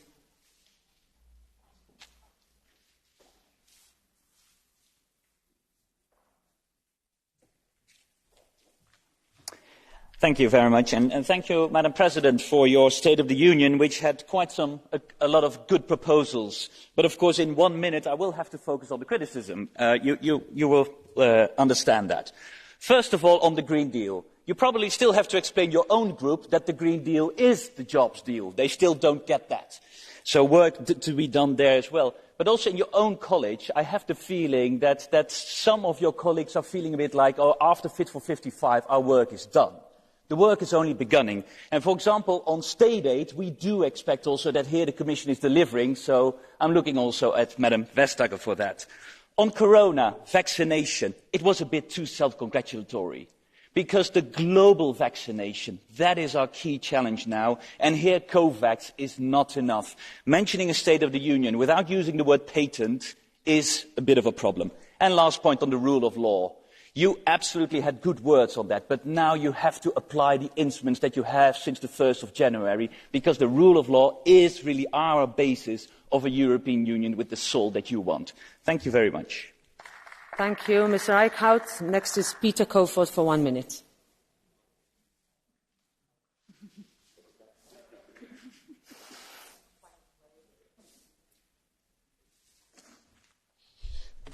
Tak for det, formand. Thank you very much, Madam President. Your speech dealt with an EU strategy for military forces, cooperation in the EU, and financing proposals which lead to EU own resources and taxes, though they weren't described as such in your speech. I think we need to be very thorough here. The Commission wants to intervene even more when it comes to asylum seekers we didn't invite and we don't want. You were talking about trust. President of the Commission, yes, indeed. But I don't trust the Commission, the President, and the whole system, because we see a policy which is creating chaos, and migration cannot be stopped. Adesso do la parola a Carlo Fidanza. Carlo Fidanza has the floor now. Grazie. Thank you, Madam President, President van der Leyen, who I can't see. Let's move away from dreams and let's move to reality. The idea of a common debt to finance the recovery is a good idea, but the delays and the political conditions working against governments that don't give in to the diktats of the Commission is bad, as is the attempt to do away with austerity, which could mean the recovery is not a success. What we would have wanted was more impetus for the real economy. Instead, what we have is a green ideology of the Green Deal, which will be unsustainable for our companies and make us more dependent on China rather than moving to strategic autonomy. Defence of external borders instead of uncontrolled migration would have been better. Instead, what we're seeing is very few returns and records of arrivals. Internationally, after Afghanistan, all we have is a flow of refugees and we have more fundamentalism. We need a different Europe, doing less but better, respecting the sovereignty of national states. That's the only Europe that will actually work. Dimitrios Papadimoulis, for 1 minute, Vice President, you have the floor.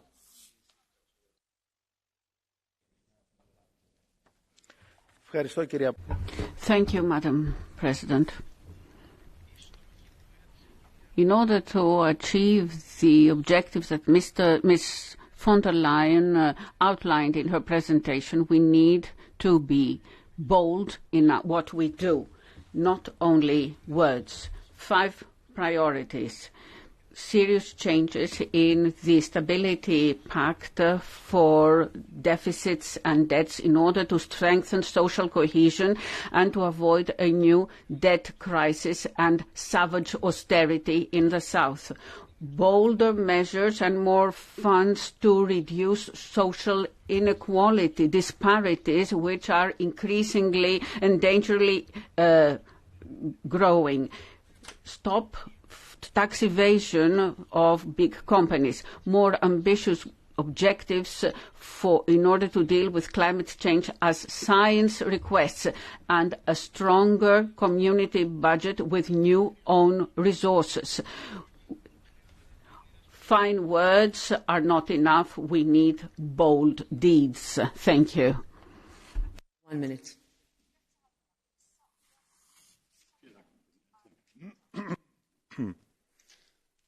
Wussten Sie wohl nicht, Frau von... Didn't you know, Ms. von der Leyen, that the speech on the State of Union aimed to give us a realistic picture of the EU? That was the idea. But look at we have the fact that we have Slovenian presidency, 3 countries accused of corruption, 4 million unexplained money on a private family account. So the EU seems to be a way of shifting tax money to the private economy. The State of the Union would be best described by saying that in Germany we don't talk about the EU, but then the EU talks about Germany. I do apologise to all citizens that the interests of the German economy have been destroyed, and I'm sure this will continue to happen in the coming decades. Eva Majdel, for 2 minutes.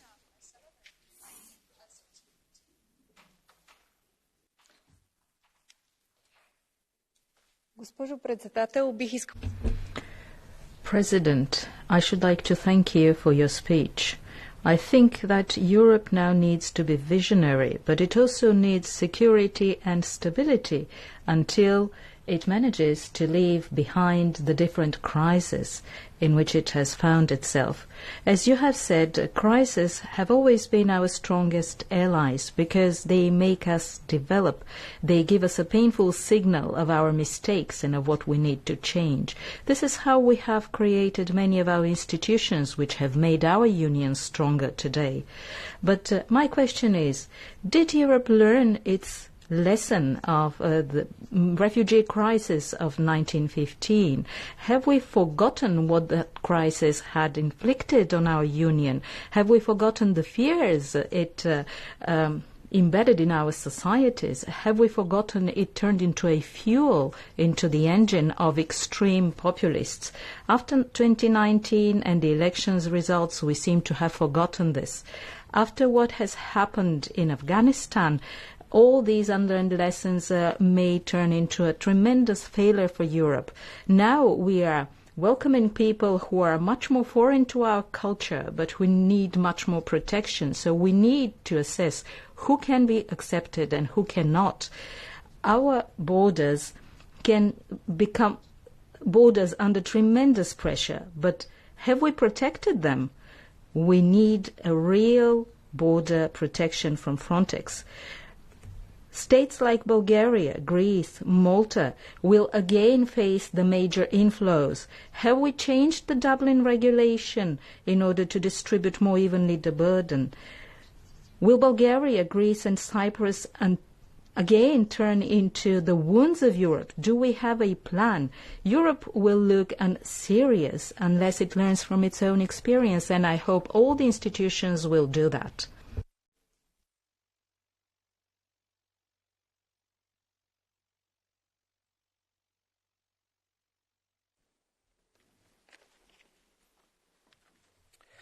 Madame la Présidente, Madam President, since 2019 your Commission has made important steps forward with the Green Deal and the health strategy, and we would welcome that. But the pandemic isn't just an isolated health crisis, as you know. We're in the heart of a meta-crisis of the capitalist system, economic, social, environmental, political crisis. The major challenge is to solve these crises, and that will only happen if we start questioning everything and if we act resolutely, because there are limits and constraints on the planetary resources that have to be taken into account. Our group in Parliament has already put forward a first series of robust political proposals, including reform of tax rules, social rights, human rights, genuine transformation of the way in which we live and assess our lives, not just basing everything on GDP, but on well-being. But we also need to reinforce the strategic autonomy of the EU, and the multilateral trade system also needs to be reformed through the WTO. We need a genuine transformation of our food and agri-food systems, as well as our economic and social and environmental systems. That's how we will have equality between men and women. We need a world agenda for the SDGs of the UN to be put into place, and it's based on that whether our group will decide whether the Commission is up to the task facing both Europe and humanity as a whole. I now give the floor to Vice President Nicola Beer for 2 minutes.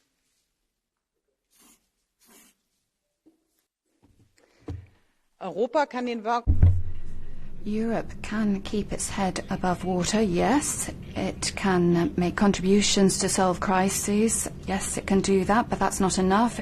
Europe is too slow and often takes circuitous routes. Europe, we must get better. This is what people want in this united Europe. The pandemic has shown that Europe is not going under, but Europe is not doing anything world-changing or groundbreaking. That we need to change that. Commissioner von der Leyen, we need to move from being a crisis manager to the political avant-garde of the West. That needs to be our ambition. The foreign and security policy debacle in Afghanistan has showed us mercilessly how helpless Europe is, and not just there. In the eastern flank of Europe, Putin is flexing his muscles together with a Belarus regime which has nothing to lose. That shows us that in terms of foreign and defense policy, Europe is at the side table. We need to move from being a union of speeches and announcements to a union of actions. We need to achieve genuine strength. Now or never, it's the time to formulate this political compass, this political new start, and we need to implement it. We need to do this in the Conference on the Future of Europe. That should not be an end in itself or a job creation exercise. It is urgent and it is a priority. Being forgers of talent through innovation, education, research, and manage migration of skilled labour. And we should be the number one for sustainable and competitive industrial locations. We need to find a European answer to China's appetite for power and influence. We need to be a human rights advocate to be taken seriously. Let's tackle the reforms, if necessary, with treaty changes. Let's take these possibilities. Let us change the world in word and deed.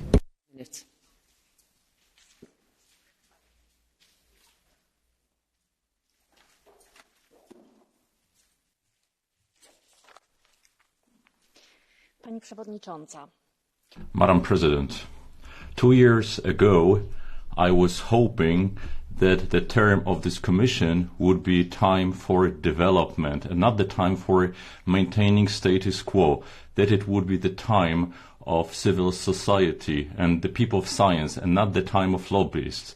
The list of tasks is long. Violence against women, the rights of LGBTQ people, and the climate catastrophe. This catastrophe calls for ambitious objectives and quick actions. For 2 years, people of science, researchers, have been calling upon the Commission to do so. Europe must be courageous. Dealing with transport, with energy sector, does not call for courage. The courage is necessary to state that also agriculture is to blame. We need courage to stand up to the meat lobby, and we should really start the real reform of the common agricultural policy. If Mr. Timmermans and Mr. Wojciechowski lack this courage, then maybe they should resign. We don't have time. Thank you. Adesso la parola a Marco Zanni per 3 minuti.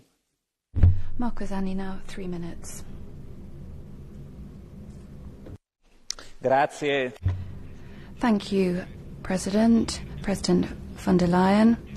We listened carefully to your speech, and I will try and bring out the points you made.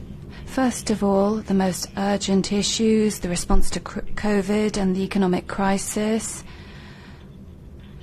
I think there's too much complacency in the Commission's words, in the words you used.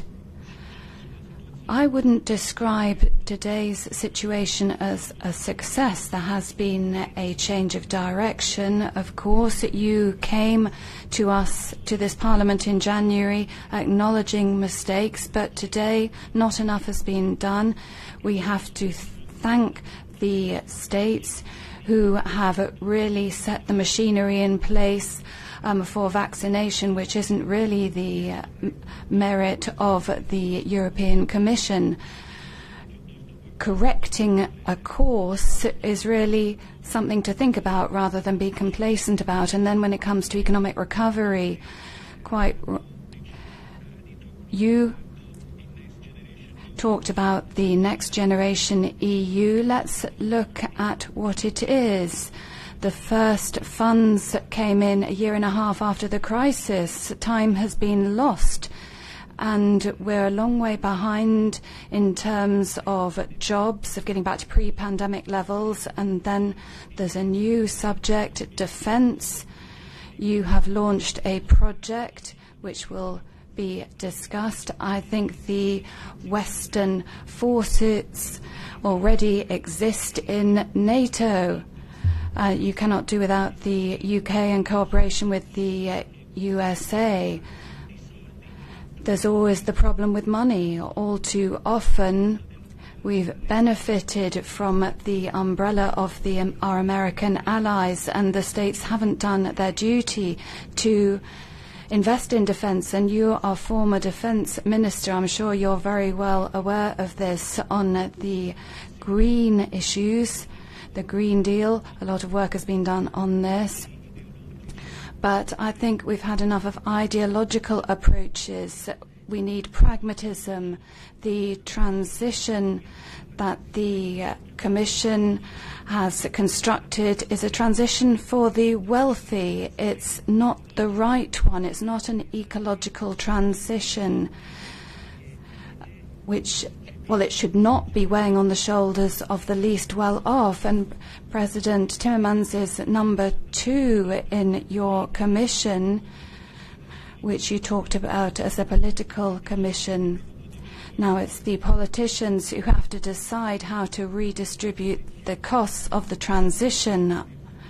Now, on subjects of the future of integration, we're discussing this. Today, we are all aware that there is a need to reform the Union. People have different ideas. May I make a suggestion? I think we've had enough of forcing the citizens. We need to convince and persuade the citizens. You cannot push forward a political project by forcing the citizens. Dambaski for 1 minute.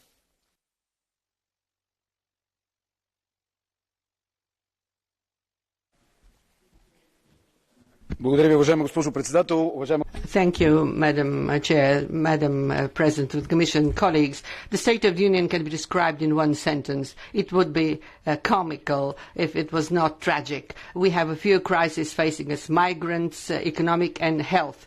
Instead of solving them, the Union deals in economic lobbyism called Green Deal and issues calls that are against the traditional family and something new and something revolutionary.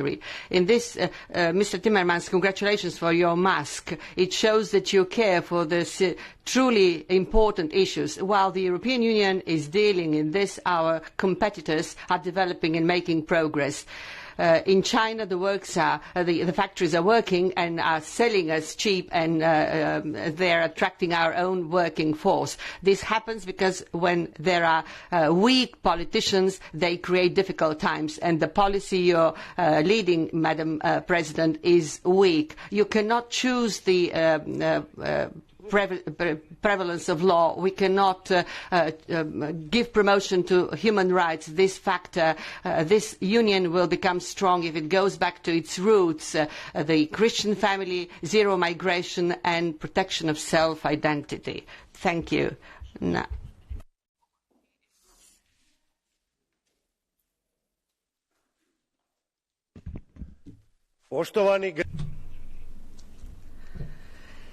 Citizens, Madam von der Leyen, your report on the status of the basic and fundamental rights of our citizens is contrary to the actual situation. During the past 80 years, since Nazism, we've never had such a situation where fundamental human rights are being trampled upon. Freedom of movement, right to work, the right to prevent medical tests and experiments on 500 million of EU citizens.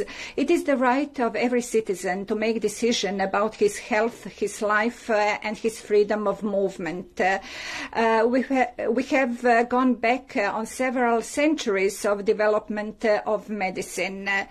Now we request medical certificates, meaning that those who are vaccinated have freedom of movement, although they can infect others. This is crazy. You need to put an end to it. Thank you.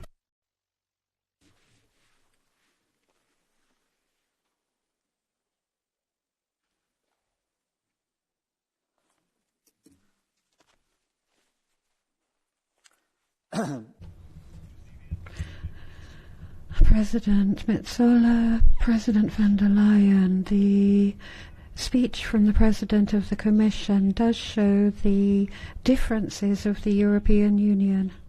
It was a positive speech. It was optimistic. It was encouraging. It has the support of the EPP group and the Portuguese members of that group. You strongly defended rule of law, particularly when it comes to funds, when it comes to the budget. But it's not enough to guarantee that funds are dispersed when we have respect for the EU's values. We have to guarantee that those funds are well spent, well dispersed, that they won't go to mega projects, to vanity projects, that they go to clientelist interests. And that's why it's so important that we have control of funds to ensure they are well spent. We have a plan to relaunch the economy, to relaunch companies, to provide opportunities to young people and to increase intergenerational solidarity, not to prop up the operating expenses of the budget in certain countries, including my own, and not to be used as an electoral campaigning weapon, as happens in my government. The European Recovery Plan isn't a national one, it's a European plan for all Europeans, and the European Commission needs to pay attention to this, ensuring funds are properly used for the digital transition, for the green transition, for the modernization of economies, and therefore for prosperity and for growth. And here, Madam President, a great deal of attention needs to be paid to a vital point. At this point in time, the price of energy is unacceptable for companies and for families. We need an ambitious green transition. We need an ambitious digital transition, but it has to be socially sustainable. And we hope for that as Europeans, as companies, as individuals. We support the Commission in its efforts. Thank you. 1.5 minutes.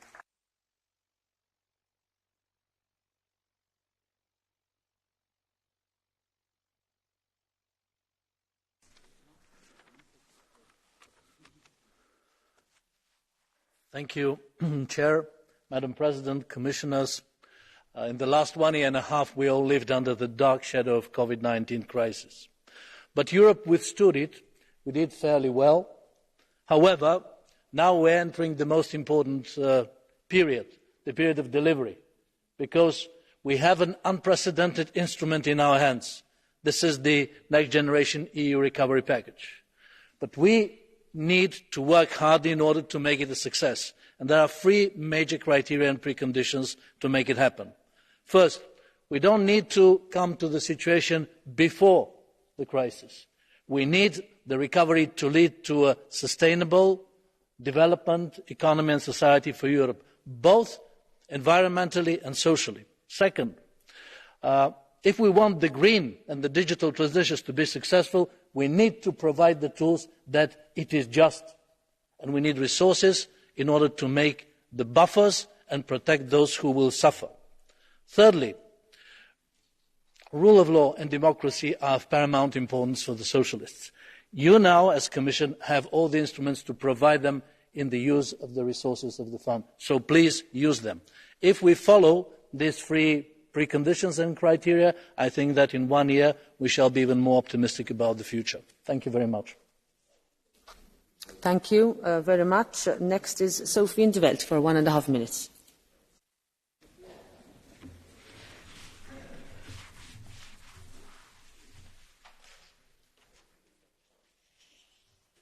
Thank you, Madam Chair.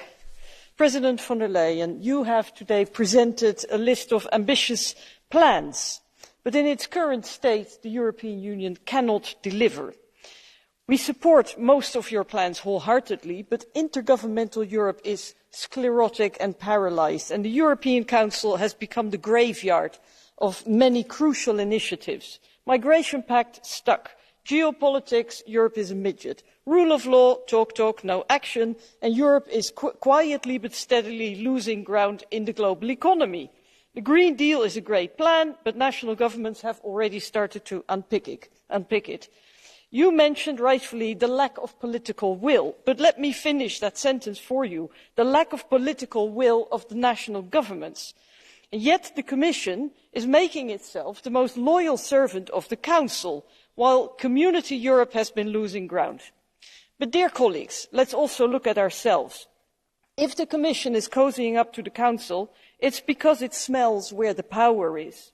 And it is up to this House to restore the democratic balance, the separation of powers and checks and balances. Parliament should not just be a good legislator, but also take its tasks as parliamentary watchdog more seriously. Because our ambitions, the ambitions that we share, cannot be made reality with a limping democracy. And this House has therefore to drastically up its game in the next couple of years, because only a strong political union can take Europe forward. Thank you. Thank you, Ms. in 't Veld. Next is Sven Giegold for 1 minute. Pardon.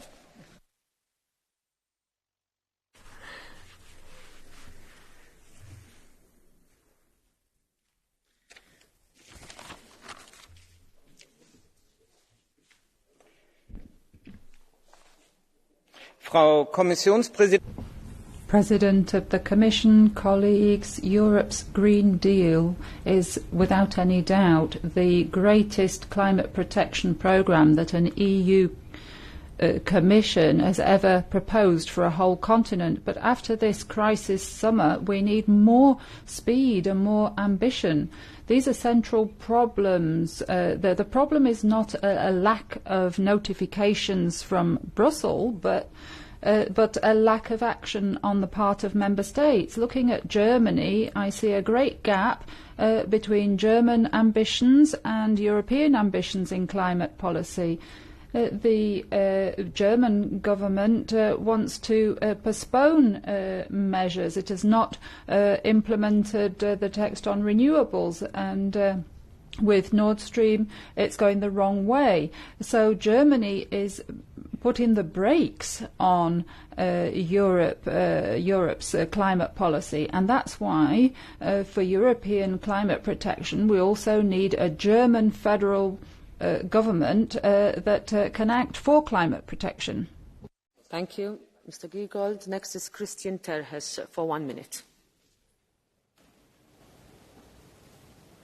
Thank you. Dear President von der Leyen, in 2019, as a candidate for the office that you are holding right now, you said in this plenary, and I quote, "The foundation of our European civilization is Greek philosophy and Roman law. What you did not mention in that speech is the fundamental role that Christianity and implicitly the Judeo-Christian values had in developing the European civilization. Based on these Christian values and the belief that all human beings are created in the image of God, the fundamental and inalienable rights were developed, which later was specified in treaties and conventions, as well as national constitutions and laws. Reducing the European civilization only to Greek philosophy and Roman law, and ignoring the Judeo-Christian values, you'll find arguments for inequality and slavery, as it was in the ancient Greek, and tyranny, as it was in the ancient Rome. Under your leadership, unfortunately, the European Union became from an area of freedom a concentration camp, in which people cannot travel, eat in restaurants or go to movies unless they have a green certificate. I urge you, therefore, to promote and defend in the European Union the Christian heritage and values based on which we are all created by God, equal and born free. Thank you. Thank you, Mr. Terhes. Next is Dorian Rockmacher for 1 minute.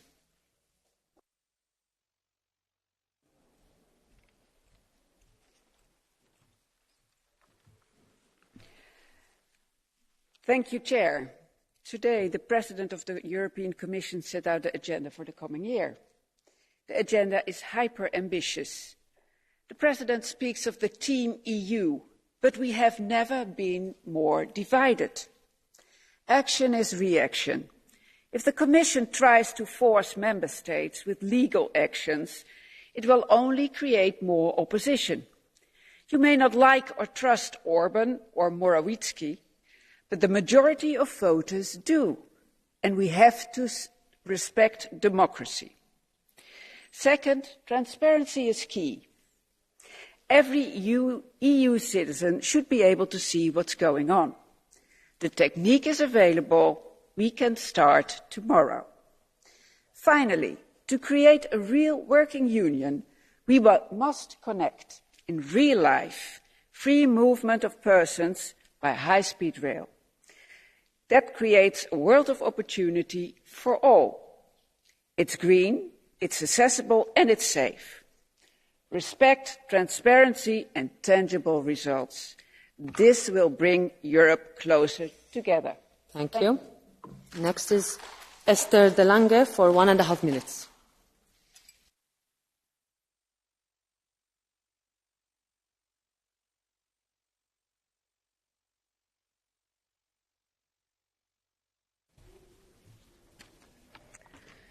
Mevrouw de commissievoorzitter, u sprak over de overstromingen en de bosbranden van afgelopen zomer. En ik denk terecht, want zij... Madam President, you mentioned the floods, you mentioned the fires that occurred this summer and said we need to act together against climate change. The Netherlands fortunately had no fatalities, but the damage caused was huge. Companies, individuals were faced with floods. Households that believed that they were insured found that the insurance companies refused to pay out. Schools had to be evacuated. Madam President of the Commission, I'm not making an appeal to you per se. The European Commission has acted. It's more an appeal really to the Dutch government for them to use the funds being made available. House, to our European Union. And in many areas, indeed, that house is strong. We added an extra room in the area of health when we faced an unprecedented health threats. But our house also needs a strong foundation, the rule of law, independent courts and independent media. I thank the Commission for the initiatives announced in this area today. But like the pandemic, the rule of law is not a sprint, but a marathon. And this House expects the European Commission to go all the way. And let me finalise today's contribution by saying that we also need fixing our roof when it's not yet raining. I'm thinking about the creation of a capital markets union, the completion of the banking union, no matter how difficult that will be. So let's get to work. Thank you. Thank you very much, Ms. De Lange. Next is Brando Benifei per 1 minuto.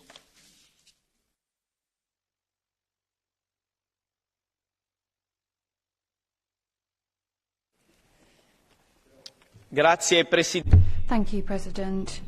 President von der Leyen, what would the founding fathers of European integration say, looking at the last 20 years with the explosion of globalization, the attack on the Twin Towers, Afghanistan? They would say, how much time has been lost while the world went on?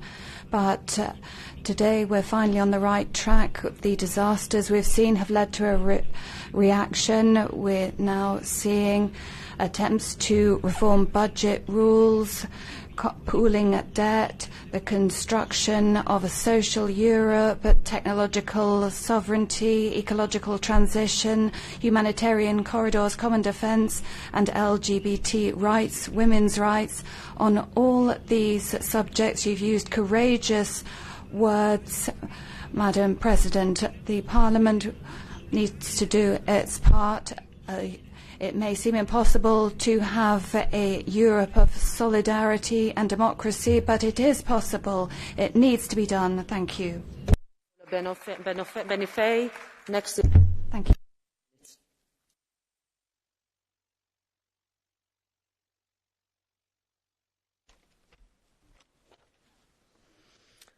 Collega's, mevrouw de commissievoorzitter. Colleagues, President of the Commission, Ms von der Leyen, you gave us a fine speech, a speech full of hope, and it stuck with me. I heard your passion, speaking from the heart for Europe, but there was something missing in your speech. You were Minister of Defence. You stand up for defence and security for Europe. But you seem to be too shy. You're not going far enough towards a European army. It has to be done now. If we don't take this step now towards a European army, then when are we going to do it? We spend a lot of money on European defence, but each member state on its own. We spend as much as China, more than Russia. I'm not saying anything against NATO. I agree with Stoltenberg. A strong European pillar in NATO will help us. And I talked to Guy Verhofstadt. One of the topics that has to be discussed in the Conference on the Future of Europe is a European army. So I'm saying, have courage, take that step, use your power and move towards a European army. Meyer, for 1 minute and a half.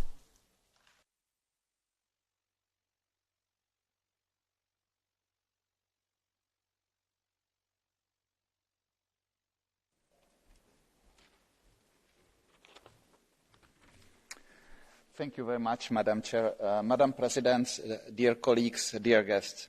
I guess we can be very proud for things we have done last year. I just hope we save more lives, reduce the suffering and save some costs.